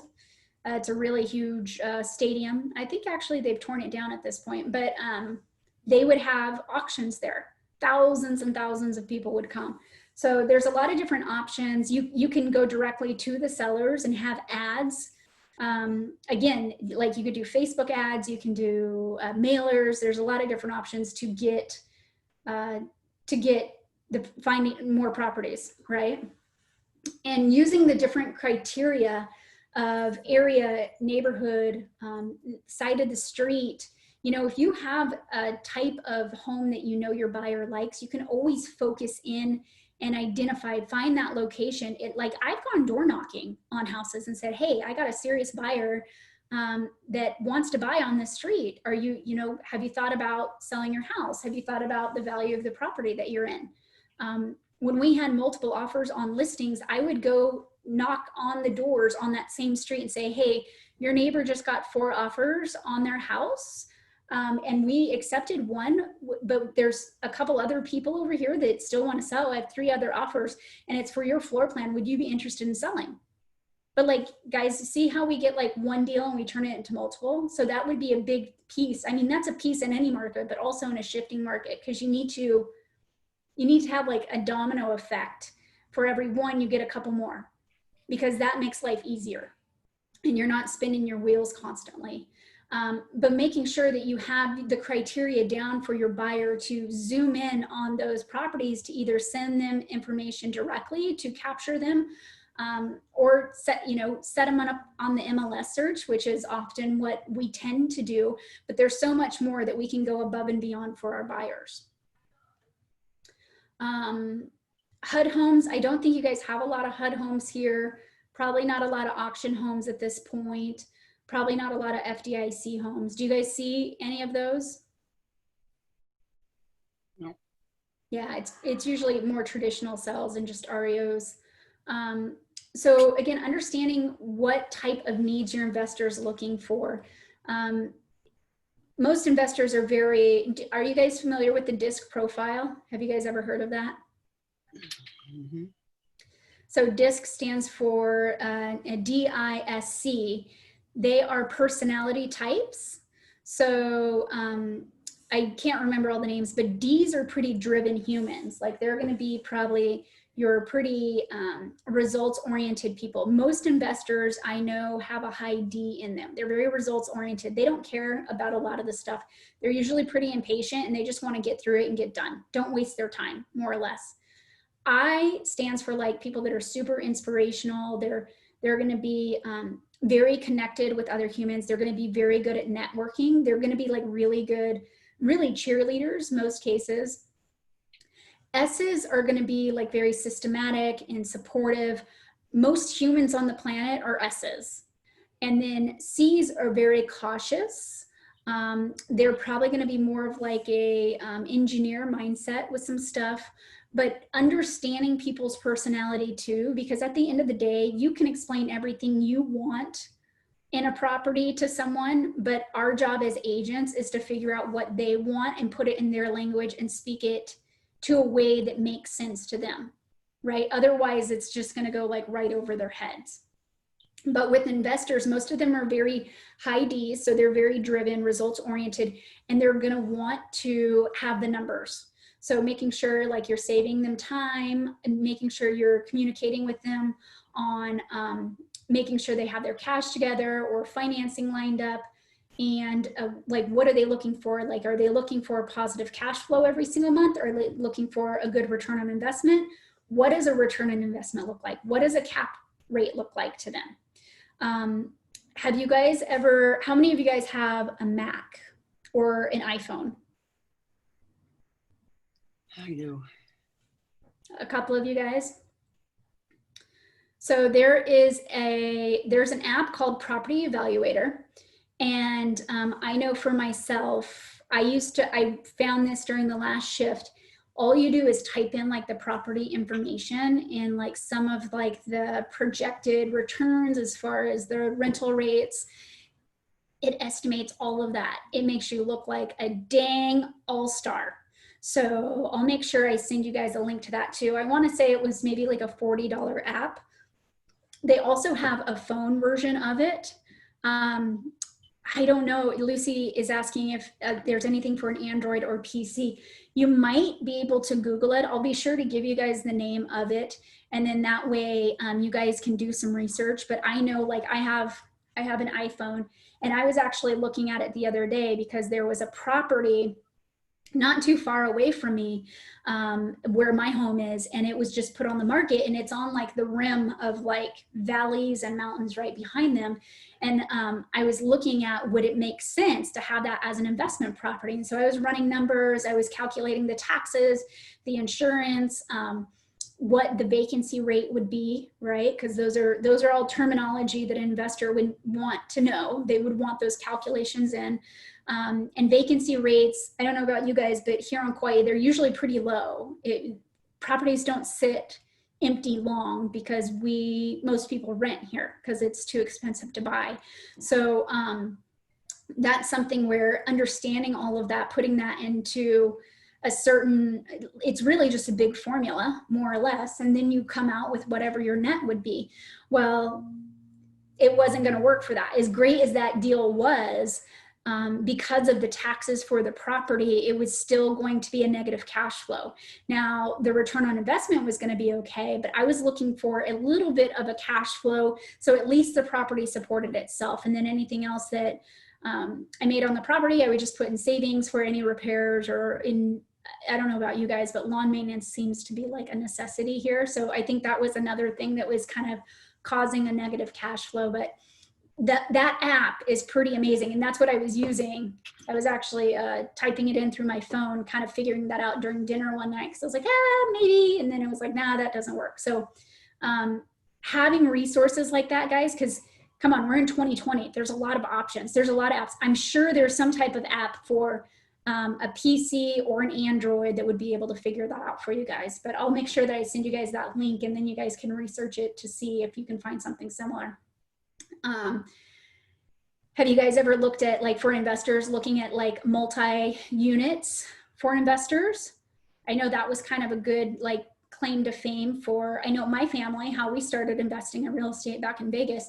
We liked the multi-unit properties because we got such a great return on investment and we had such a great positive cash flow. So being a little bit more familiar with the multi-unit options, or even, guys, for a first-time home buyer, if you know that their why is eventually investing in real estate, why not look for a multi-unit place, like something with an Ohana unit that they can still rent out. There are options, because if it's owner occupied, they get a lower interest rate, right? Because investors have a higher interest rate. So those are options too, but kind of helping, once you understand someone's why, network with other agents in your office, talk to your broker on like what might be the best option, because none of us really have it, regardless of how long you've been in this business. Every deal tends to be a little bit different, and there's always monkey wrenches that get thrown to us. So the more we can use each other as a resource and bounce ideas off each other, the better off we are as an industry, right? So 1031 exchanges, do you guys do a lot of 1031 exchanges here? No. Yeah, sometimes they might be selling this to buy something else somewhere else. I haven't heard a lot of 1031s here, but those might be something that, again, asking questions, making sure that you're clear on that. And if you need help on it, talking to your broker and then your escrow company of their division that handles the 1031s. We're And doing one right understanding, now. say that again, Richard. Out of Las Vegas into Hawaii, 1031. Right, yeah. Yeah, well, probably because they've made a bunch of money in Vegas. They don't want to pay taxes on it, and they're coming over here. Because, I mean, for commercial, do you guys have a lot of commercial on Maui? Commercial property? I'm in the Big Island. You're Big Island. So do you guys have a lot of commercial there? I know on the Kona side, you guys have a lot of commercial property. On the Hilo side, do you guys? There's commercial property, but a lot of it is leasehold or owned by the big estates. So there's not a lot of fee simple that transacts. Yeah, yeah. And in Kauai, we don't have a lot of commercial. There's actually huge demand. So once commercial property goes on the market, it usually sells pretty quickly because it does have good return on investment. Guys, if you are not familiar with investment properties and you're not familiar with commercial property, make sure you're working with your broker and you get a mentor on that kind of stuff. Because again, we never want to practice outside of our scope of expertise. That becomes a really big liability issue, right? So just a little reminder there and disclaimer. I'm sure you guys already know that. But again, having options for your investors, right? So, and even if you've never sold an investment property in your life, if you use something like this and ask questions just to get the conversation started, then maybe you refer it out, or maybe you work with a mentor. If your broker allows you to do commercial real estate, it makes you look like a pro when you're asking, what are you looking for cash flow? Have you thought about your cap rate or return on investment? Have you ever considered like multifamily units? Or are you looking for maybe a commercial property? Tell me what that looks like. And again, like we've mentioned before, investors know exactly what they're looking for. It's just you asking those questions kind of gives you a little bit, makes you sound like you know what you're doing, right? And so making sure that you are matching everyone up with their needs, because that's what's going to bring you the most success with buyers. We are going to skip the role playing. So buyer services. Have you guys ever taken a buyer mastery? Or do you guys, like on a scale from 1 to 10, 1 not being very good and 10 being excellent, how would you guys rate yourself working with your own buyers? You guys can go ahead and type in the little chat box.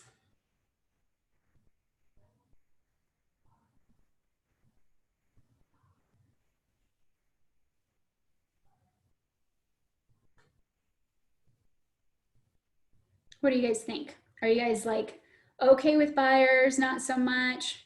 Robert said he wants any buyer, right? That was what Robert said before, any. But with buyers, there's a lot of processes and mastery that goes into this. So really just focusing on making sure you're the best agent that you can be, but really focusing on offers and negotiation and making sure it closes. Do you know the number one thing that buyers want from their agent? They want us to negotiate. They want us to help them find at the best house for them, but they want us to help negotiate price and terms. So the better you guys can get at that for any buyers, the better off you're going to be able to communicate your value, your unique value proposition. So explaining to the buyers up front, again, the difference between the REOs and the short sales. So how to get an REO, like if they're on a time constraint, right?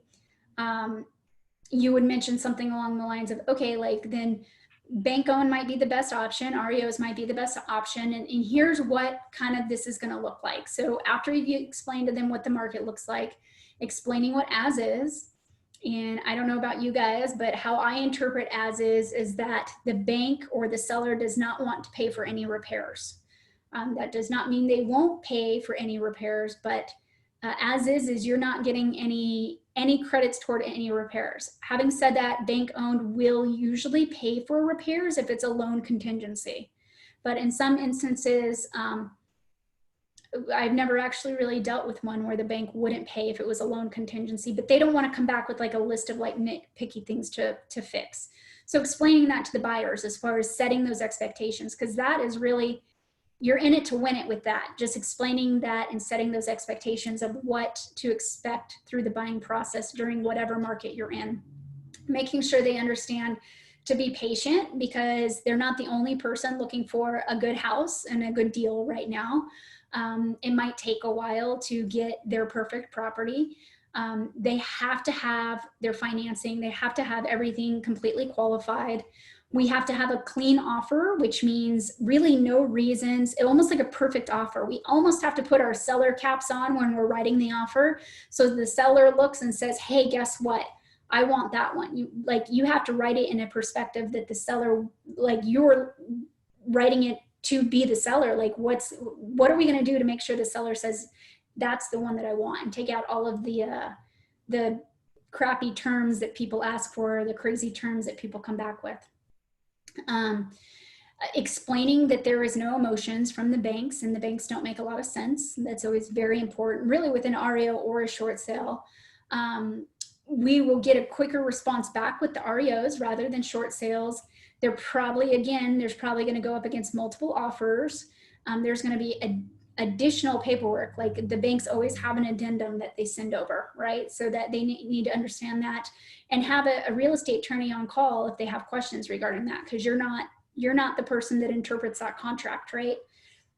Technically, attorneys are the only people that do that. And then the title will be assured. They'll get a clean title because that's escrow's job to make sure that they take a look at any of the liens, they make sure it's all handled, and they'll be getting a clear title upon the transfer. So with short sales, same thing. Sellers don't have money, dude. Like they're not paying for repairs, so it's probably an as-is purchase. We're gonna have to wait, but if it's the right house, there's less competition usually on short sales. If it's the right house, you know, we just kind of sit and wait, and I'll make sure that I follow up with the listing agent and we'll see, you know, how we go from week by week. Do you guys, in your guys' short sale addendum, does it ask you to wait X amount, like your buyer's kind of locked in for X amount of days?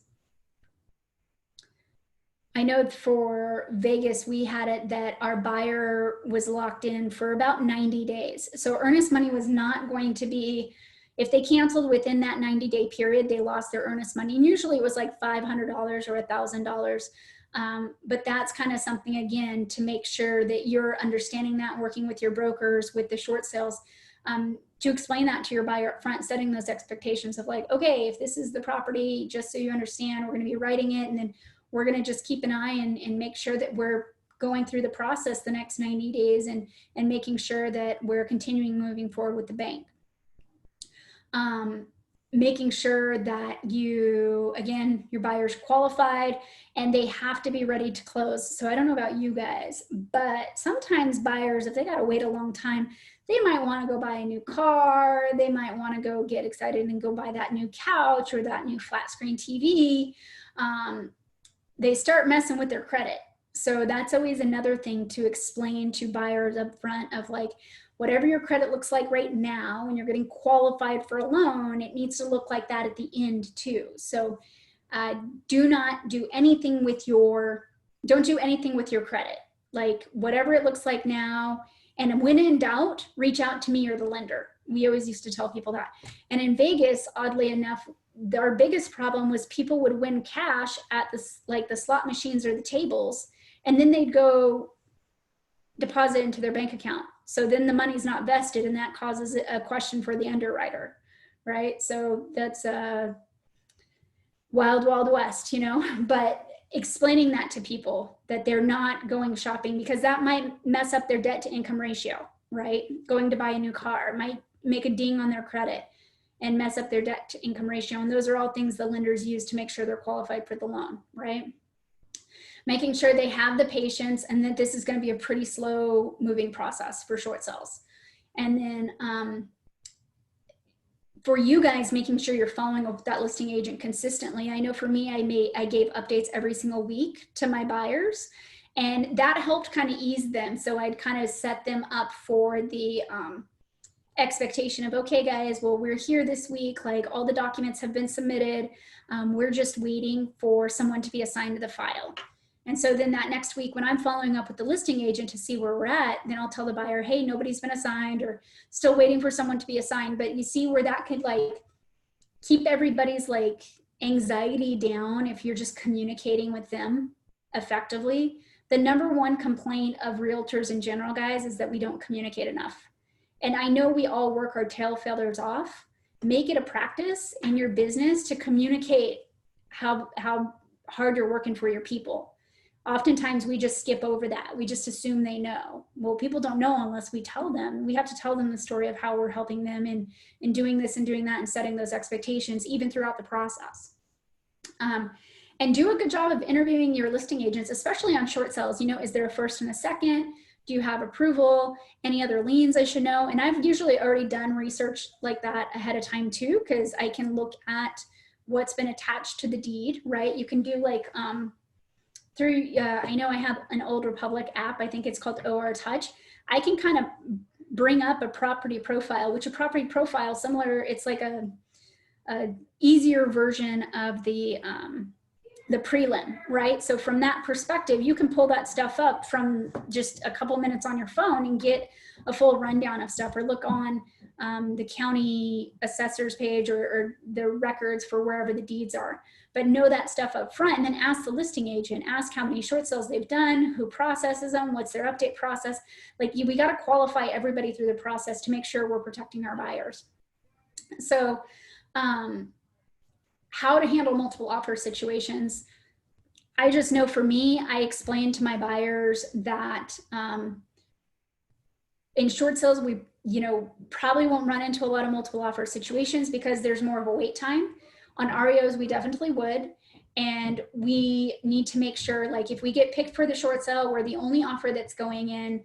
The REOs will get back to us in a certain amount of time to let us know they only are going to go with one, but they might take up a backup offer. And I know explaining to the buyer how to think more like a seller was really successful for me. Again, explaining this, my buyer consultations were taking an hour to 2 hours, but I was explaining how they were going to have success in the market. And I was showing them all the expenses, and I would actually show them an estimated net sheet at a house at $100,000 or $200,000, what the numbers look like for the buyers and the sellers. So then for the same property, almost like what HUDs look like, right? But I'm estimated it in a spreadsheet ahead of time, and then I'm explaining, Mr. Buyer, like, you're going to be asking for this. And at the time when I was working for first-time home buyers, they end up they want closing costs paid. Well, that's great. We're asking for $6,000 or $8,000 for some of your closing costs to get paid. Do you realize that takes $8,000 away from the seller? So in order for them to net the amount of money they want, we might want to go above the list price, right? Because that's essentially what happens in a market like that. Prices, multiple offers, prices are going to go up over list price usually, right? But making sure you're explaining all of that up front, and that helps set those expectations and educate your buyer that they know what to expect. And at least you've had the conversation with them. So if they're unrealistic moving forward, I don't know about you guys, but I don't like trying to help crazy people. Like, I ain't got time for it, and I don't have the patience for it. So I can give people a couple chances to see if they'll adjust to understanding what the market is. Otherwise, they're just a big waste of time. And I need to spend more time generating more buyers so I don't deal with crazy, because crazy never gets us peace of mind, right? It usually the whole escrow period becomes crazy. So let's move on to making sure that we're educating everybody to contract to close up front. Do you guys have any type of buyer guide that you share with your people? Your buyer consultation stuff? So let me see here.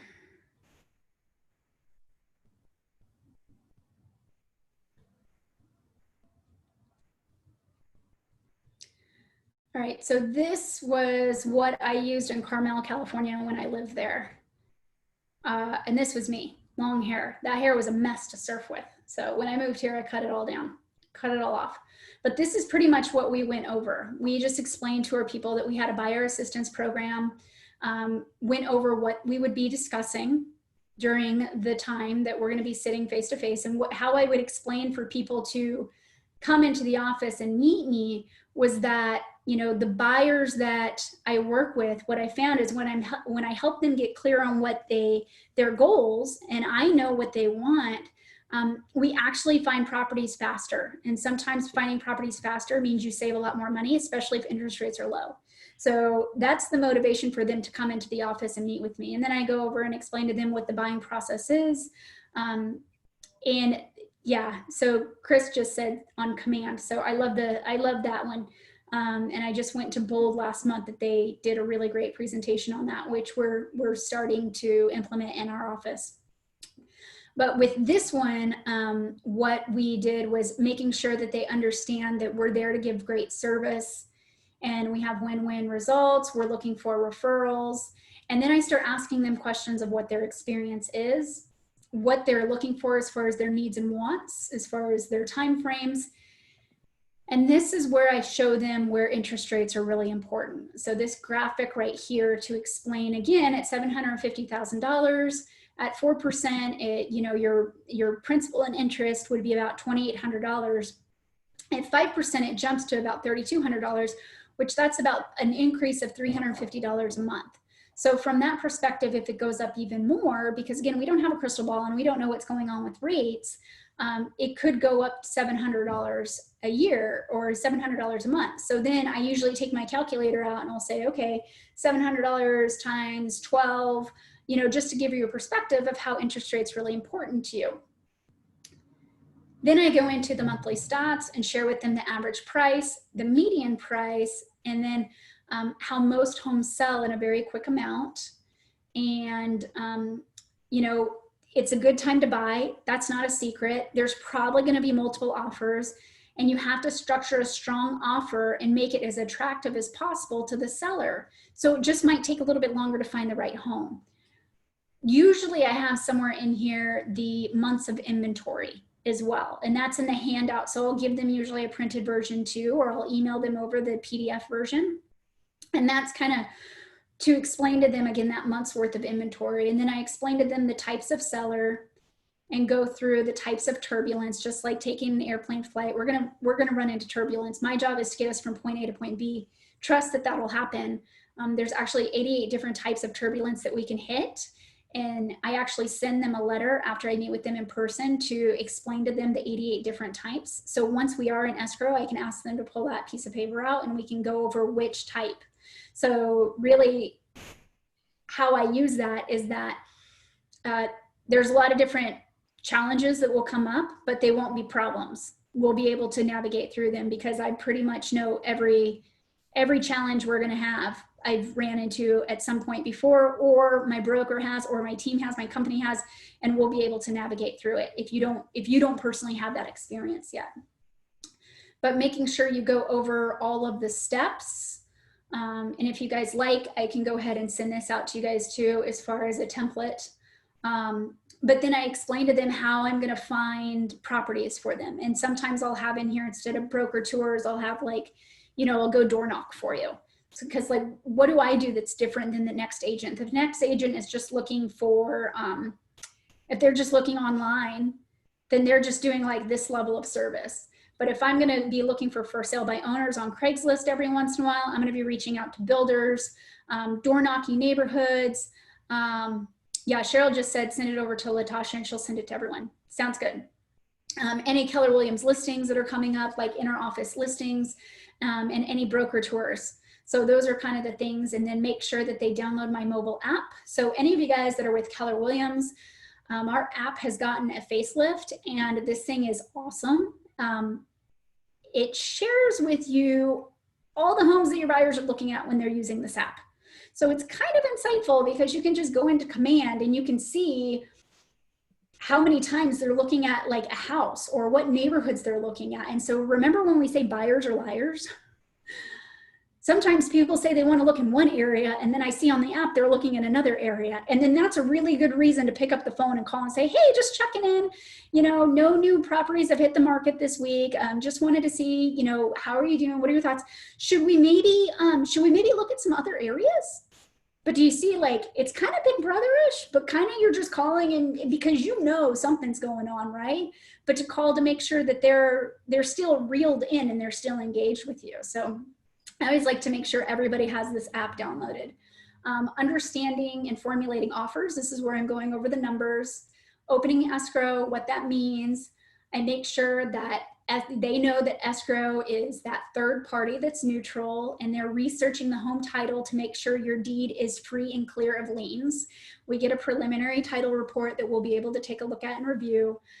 You guys might want to add, I don't know if you guys have staking and stuff like that and surveying there in Maui or Hawaii often. I know here we do, that's kind of a thing that needs to be added. Explaining what earnest money is, because once earnest money goes into escrow, all parties have to agree to get it out.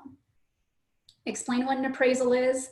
They don't have to be worried about overpaying for a property because that tends to be a fear if they're going over list price, right? In a competitive market.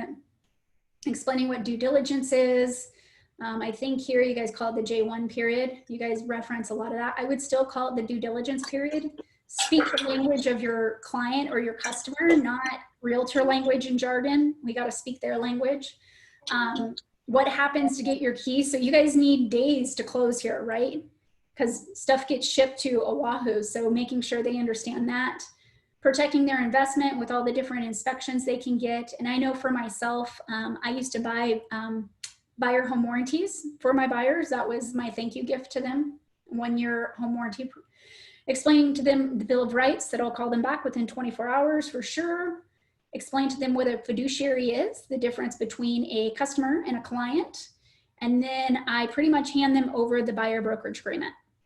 And I ask them what other questions they have for me. And then there's some more information about Keller Williams there. But that's pretty much what I go over to explain to them. And like I said, depending on the level of the person that's in front of me, and I go through this with seasoned buyers. Like if they've never gone through a deal with me before, we're doing that. I just might be going faster with them, like investors.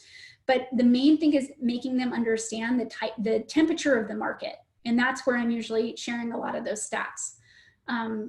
But making sure from the closing perspective, people understand that delays happen with really any deal, right? Short sales or bank owns, making sure that they understand what needs to be approved.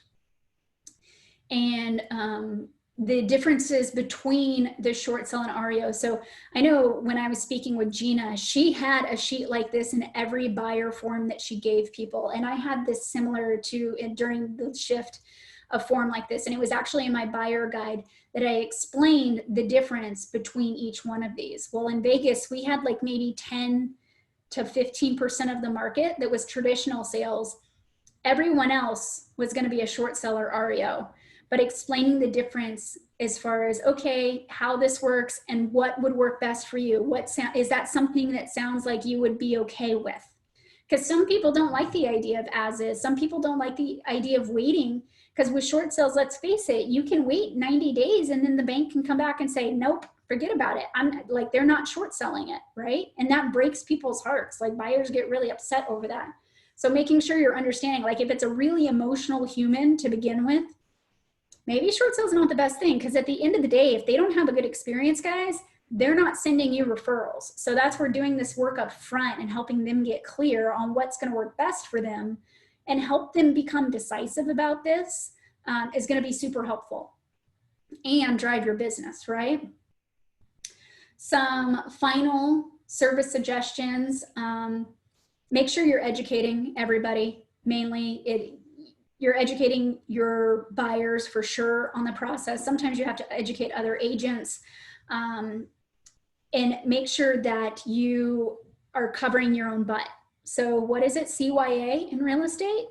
You guys ever hear of that? Cover your, so everything's in writing, following up everything with a email of a recap of what they've talked about, or having it in text.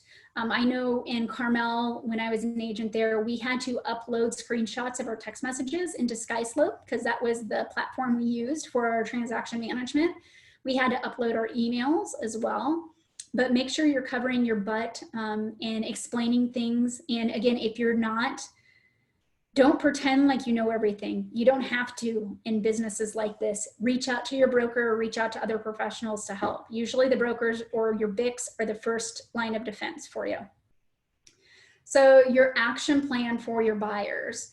Choose your path of who is going to work best. Like who would you guys work best with? So I know we kind of talked about this. So this is going to be on page, you guys can do this quiz. It starts on page 99 of your handout. But go through and see which buyers would work well for you. Like, you know, do you want to work with buyers that are looking for short sales, or refer them out? Maybe you don't want to wait, right? Maybe you would rather just refer them out and send them to someone else, and you just want to work with people that are looking to get into REOs and their quicker closings, right? You don't have the patience to wait. But make sure that you take time to do this type of an evaluation for your action plan, so you can get a better idea if that market does hit, if what avenue might be best with working with buyers. All right, guys, any questions, comments, concerns about today's stuff?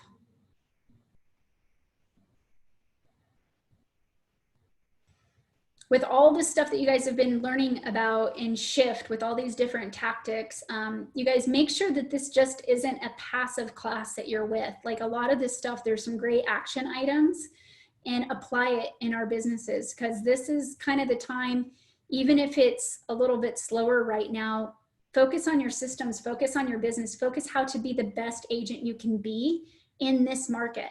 And definitely make sure you keep feeding your pipeline, because that's the only thing that's going to be bringing you success, because we all need paychecks, right? Our bills don't stop, regardless if there's a pandemic or not. So all this stuff is really, it's designed to give you ideas to make sure that you survive this. Because what I know about what happened with the shift with me in Vegas, I still get a lot of business in Vegas. I have not lived in Vegas for 5 years, maybe 6 now. I moved to Carmel, California, and I started running a team in Vegas, and then in Carmel. My team members sold in Vegas. I haven't sold a house in years. But here's the thing, the relationships I've had, I just had a short sell, a person that I did a short sell emailed me last night, because I sent them a nice little marketing piece. They emailed me back and said, you know what, I'm thinking about buying again. I mean, I did business with him like 8 years ago, and I'm still the go-to. I had another seller email me and said, hey, I'm thinking about selling in the next year. I want to make sure that you're the go-to. I had another client, and I mean, this is just in the last week. I've had like 4 clients reach out to me that want to do business in Vegas. They know I live in Hawaii. Like, the thing is, guys, if you can just be good humans, give good advice, know what you're talking about, and be authentic with the people that you're coming in contact with, surviving a pandemic, surviving whatever this market looks like, because last week I went over some of the market stats. It's projected probably it's going to take 2 years at least to bounce back. It might be 3 years here on Hawaii for us, because we need the tourists to keep pumping in to pump up our local economies. If you guys can take care of your people here or your people there and give really good advice and treat people how you would want to be treated, what's on the other side of this, guys, is your business will explode. You just have to figure out how to get through this time right now.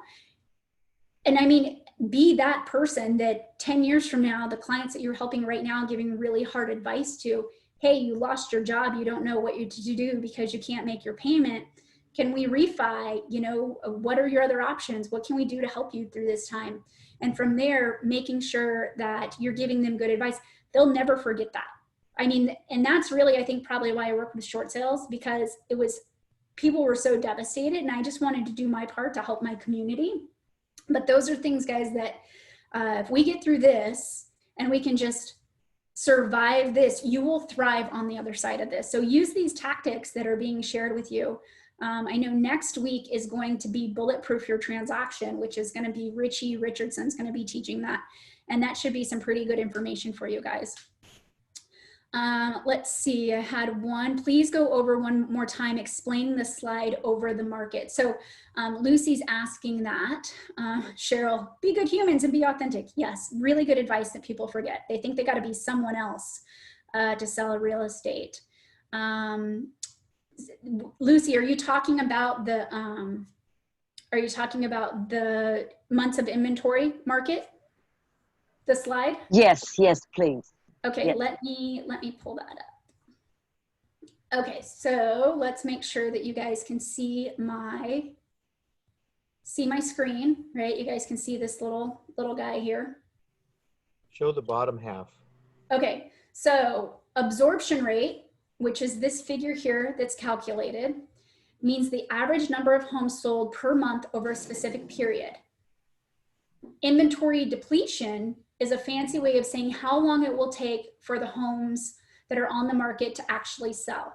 So let's put it in this perspective. There's 10 homes on the market. We're selling 5 homes every single month. Not another home is getting listed. So let's say 10 homes, 5 selling every month. How many months before we have no inventory left? 2, right.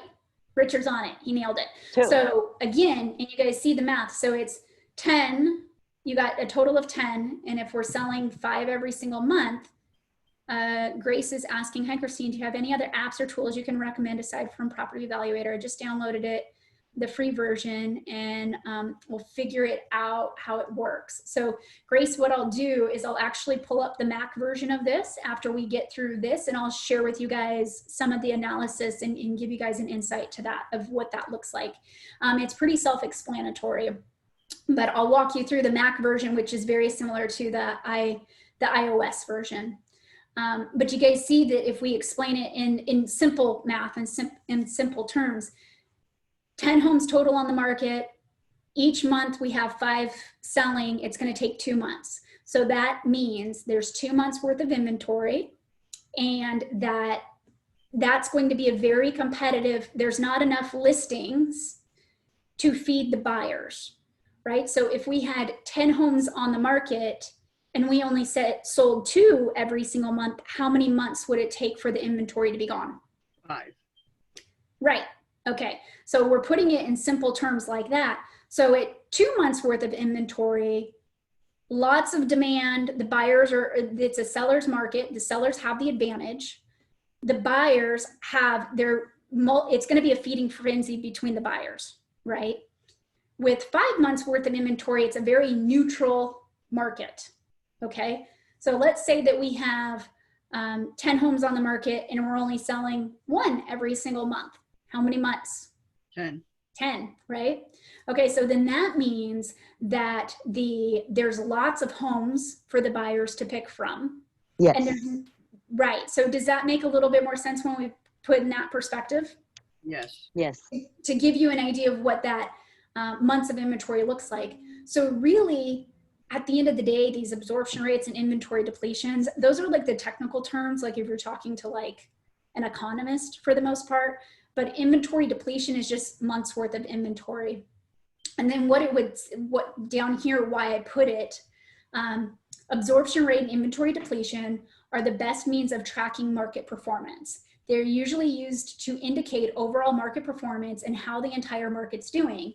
When an inventory depletion is 5 to 6 months, it's considered a healthy amount of inventory or a neutral market, meaning buyers and sellers, nobody really has the advantage. It's a very neutral market. Anything less than 5 months is considered a seller's market due to low shortage of inventory and consists in constant demand, which can contribute to a higher amount of competition in the marketplace that increases price.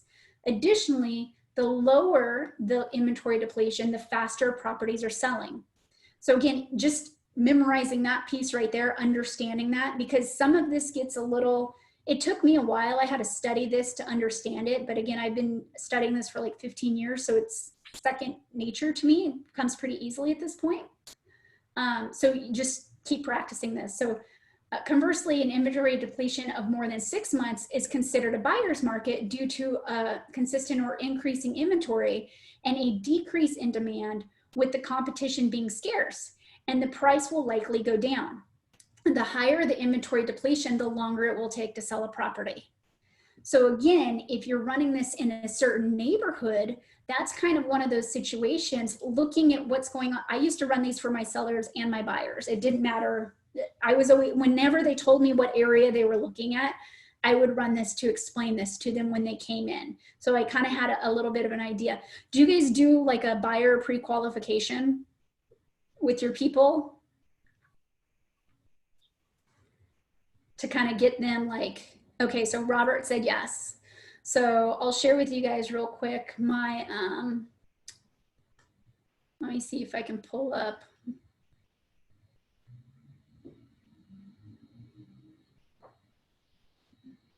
All right, so this is my questions, my buyer pre-qualification questions, which I can send this to you guys too. That buyers liars thing, here's my bulletproof system to make sure that I'm asking all the questions, because even being in the business as long as I have, sometimes I think I got it and I skip a step and it bites me in the butt. So I'm a really big advocate of checklists, and that's probably why I've been successful in my career, that I've been able to be a successful single agent and then went on to have 2 successful teams. And now like I'm helping run a Keller Williams franchise, right? Following these systems, because it's very duplicatable when you follow the systems. And so asking all these questions. So number 1, it's helping me get an idea of what they're looking for. Number 2, it's making me understand if I even want to work with them. So I kind of try to qualify my buyers the whole time to make sure that they are, I used to have a rule, if I can't go have dinner and a drink with you, you're not a client. Like, because my clients end up being my friends. I know what great service I provide. I know how much money I invest in my clients. I'm definitely not, I don't take that lightly. And I think it's because I have the confidence of knowing how great of an agent I am and how I've helped people build wealth and save a lot of money. And I reduce headaches and hassle through the process, which is what people want. They want to save time, energy, and money usually. So how you can explain that to them in a way and make sure, again, they're good humans too. Because I've met some people that make my skin crawl and I just excuse myself from the appointment. Or I'll get someone that I'll have this, so I have this phone, this is like a phone interview I do with them. And usually I text them and I set this appointment up. It takes about 15 minutes, but I go through all of these questions. So then that way I'm asking the questions, I'm covering my butt. And I do this for every single buyer. Do you guys know how it could be interpreted if you do this for some buyers and not other buyers? Anybody have a guess for me? Yes. Fair housing requires us to treat all parties the same, doesn't it? Mm-hmm. Yep. Yes. So that's where I always have that. I always have that as a practice for myself. So here is, here's an example of what this might look like. So this is the actual Property Evaluator app. So you can see where we have a couple different options here. So if you're in preferences, you can set up kind of some of the expense categories, improvement categories, buying and selling costs, income categories. You can set up your own branding. And so obviously this is from Carmel when I was still licensed in Carmel, and some default values for some things. So here, I think I was looking for a Kona commercial building when I started running this for an investor that we had. You have these little tabs up top. So property data, we would go ahead and edit the address, enter in the address, purchase price, initial market value, first mortgage of what that would look like. If you double click on this, maybe it's over here. Okay, double click on that number, you can start editing some of this. So let's say that the interest rate was 6% instead of 7%. And you would go ahead and save it and it would end up updating. You have your down payment amount, any buying costs. So you have your initial cash invested, your gross rent sum, all your maintenance fees, your net operating income, and it would give you your cash flow. And then you would have your multipliers, your cap rates, cash on cash returns. You have your estimated appreciations, vacancies. So you can edit all of this stuff, guys. Square footage you can put in, and then you can add the property description. So I think I copied and pasted this from, I think I was in LoopNet when I was pulling this information, like the commercial version of this. Any other notes that I wanted to add? If we come over into unit data, this is where we can put the square footage, how many units, total rents, add a photo, and then this is the finalized property report. So then you can save this as a PDF or email it. This has a holding period of 10 years. Maybe we would change it to 15. It would recalculate all the numbers. So based off of this, can you guys, I just zoomed in a little bit, hopefully that helps. So we have a negative cash flow, negative, but I don't think I put any income in on this, right? We have no gross rent that we've entered. But this is a pretty neat report. Let's go ahead, someone give me a number. Let's go ahead and put in some rent. What would we think? Just someone make up a number. How much rent do you guys think? Want to put like, pardon me? Want to do like 5,000? Anybody have a number? Want to type it in? And I'll type it in here. We can kind of see. 10,000. Thanks, Terry.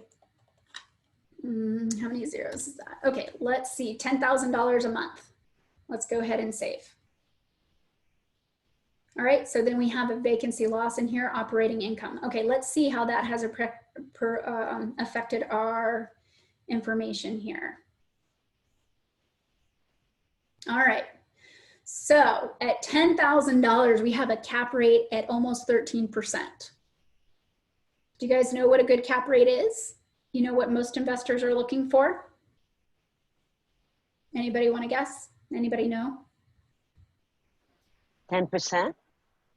Yeah, Bonnie was right. Bonnie typed in 8 to 9%. 10% is great. Yeah, I would say about 8% would be a good cap rate that people are looking for. So this property is a killer, right? If you really get $10,000 a month, this is, I mean, this should sell, no problems. But then here are all the numbers to break down that you can give your people, right? And I also have, oh, please let me scroll up. There's always a disclaimer. So anything that you guys use, guys, make sure that you are running it by your brokers too. because you got to make sure that the brokers are okay with this. But I know for myself, for me to have this in Carmel, my broker, what they mentioned to me is I need to make sure that I have this disclaimer in here. So these estimates do not take into consideration the buyer's tax bracket and specific tax implications for the buyer, nor the required repairs that may need to be completed to the property. All figures should be used as estimations in order to help you make a decision on the best investment for you at the time.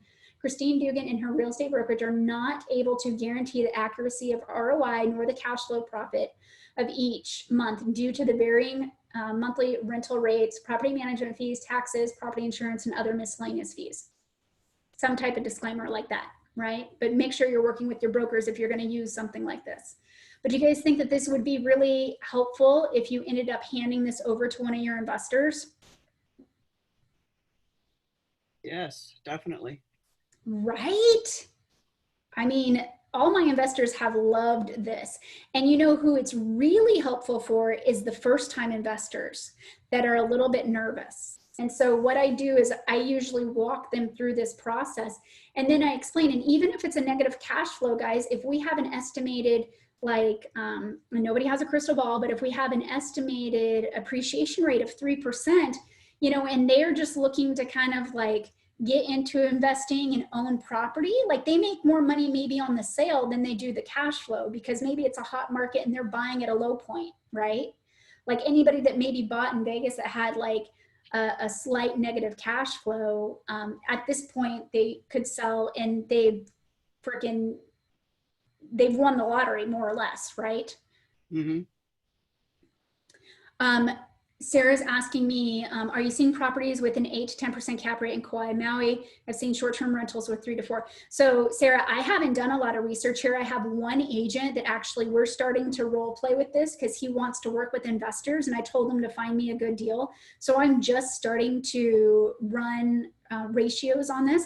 I don't know if we would be seeing 8 to 10% right now with the market because the market is so high, but I'll be sure, Sarah, if you find me on Facebook or email me your address, I'll keep you posted on what we find out, because we're looking at vacation rentals, commercial property, and then long-term rentals as well. Because like, I think because I've worked in, and usually what I've seen is that multi-rental units make you more money. They have a better return on stuff. So anything with commercial or multi-rent, because you have multiple sources of income, right? Those usually have a better return on things. So just what I've seen in other markets, what I saw in Vegas often, and those had the best. I don't know about you guys, but I know my family are the worst clients I've ever had. I've ran into more problems with them, but they've also made me grow a lot as an agent. And that's how I got into understanding investing in real estate, is that we were looking for the best property. So I would spend hours researching stuff. I would actually export information from the MLS, like into a grid, into an Excel spreadsheet. And because I have a history in finance and business, I knew all these formulas to type into Excel. And let's face it, you can learn anything you want on YouTube at this point. But I would type all that stuff in. So I would be exporting this stuff, and then I would be running these scenarios, and then I could tell people if it was a positive or negative cash flow rather than typing in all this stuff. But I would do that. I started doing that with my own family. And then that's how I got turned on to like these investors that were buying like 50 unit portfolios. And we were dealing with like really high net worth people that were looking to buy like they were buying apartment buildings. They were buying all kinds of stuff in Vegas. But understanding some of this is, it's super fun to me. It's the numbers, kind of geeky like that. But I don't know much about the Kauai stuff other than it would be probably a harder market to jump into to make that high of a return. But Sarah, I'll be sure to keep you posted if you type in your email, and then I'll keep you posted with what we run, because I have to run these scenarios for him this week to find out with the properties he sent me if they match up in my program of what would be a good deal.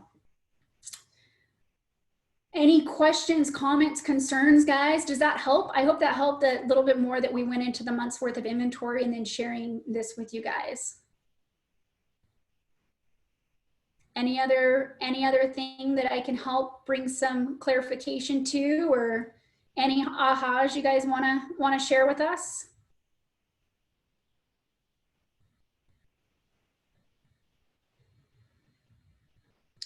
All right, well, we are at the end of our time. I think we're gonna end 1 minute early. I appreciate you guys showing up and investing in yourselves. I appreciate Cheryl and Lisa. Lisa's out today, but I appreciate her. And if you guys need anything, please let me know. I'm here to help all of us. We're all in this together through this shift, all of us in the real estate industry, regardless of company and background. So I'll be sure to get these resources together to Cheryl, and then she can press them out to you guys. And then next week is going to be the last week of shift, and that's going to be Richie Richardson teaching Bulletproof Your Transactions. So that should be a pretty good one for you guys too. So thanks guys for showing up today. Christine, thank you. You're amazing. We've learned so much from you. Thank you so these much. past couple of sessions. Wow. Thanks. Thanks so much for sharing everything. I'm grateful that the hot mess I was in Vegas still helps till this day, because it was like in those moments, you know, I was kind of questioning my own sanity. I was like, who in God's name has a business degree, is selling real estate in Las Vegas right now? Like, I'm working way too much, and like my friends are in Chicago with executive jobs making like 3 times as me. And I'm like, did I mess up in life? But real estate You must is like a challenge. I'm a glutton for punishment. But no, I think that I saw from an early age, my parents, they created a lot of wealth through real estate. They're self-made millionaires. And so that was kind of the thing that I stuck with. And then also, I really think it's the best way to build wealth. I mean, there's nowhere else there's no other avenue you can put money in to build wealth. We all need a place to live. We all need to own real estate at some point in our lives, and helping other people do that, I mean, it impacts people forever. So I mean, I think that's where I'm super passionate about it. It doesn't matter if it's an agent, a buyer, or a seller. I accidentally fell into the business, but I quickly realized I actually don't belong anywhere else. Because real estate does seem to attract some unique humans. So it sure does. Thank you so much again, and everybody for participating today. I'm sure you got a lot of great value out of this, as we have from Christine. So thank you so much. Awesome. You're welcome. Thank you so much. It was wonderful. You're Thank awesome. you. And we'll see you all next week. See you all next Wednesday, 1 o'clock. Enjoy. Okay. Thank you, everybody. Enjoy. Thank you. Aloha. Wednesday. Bye, guys.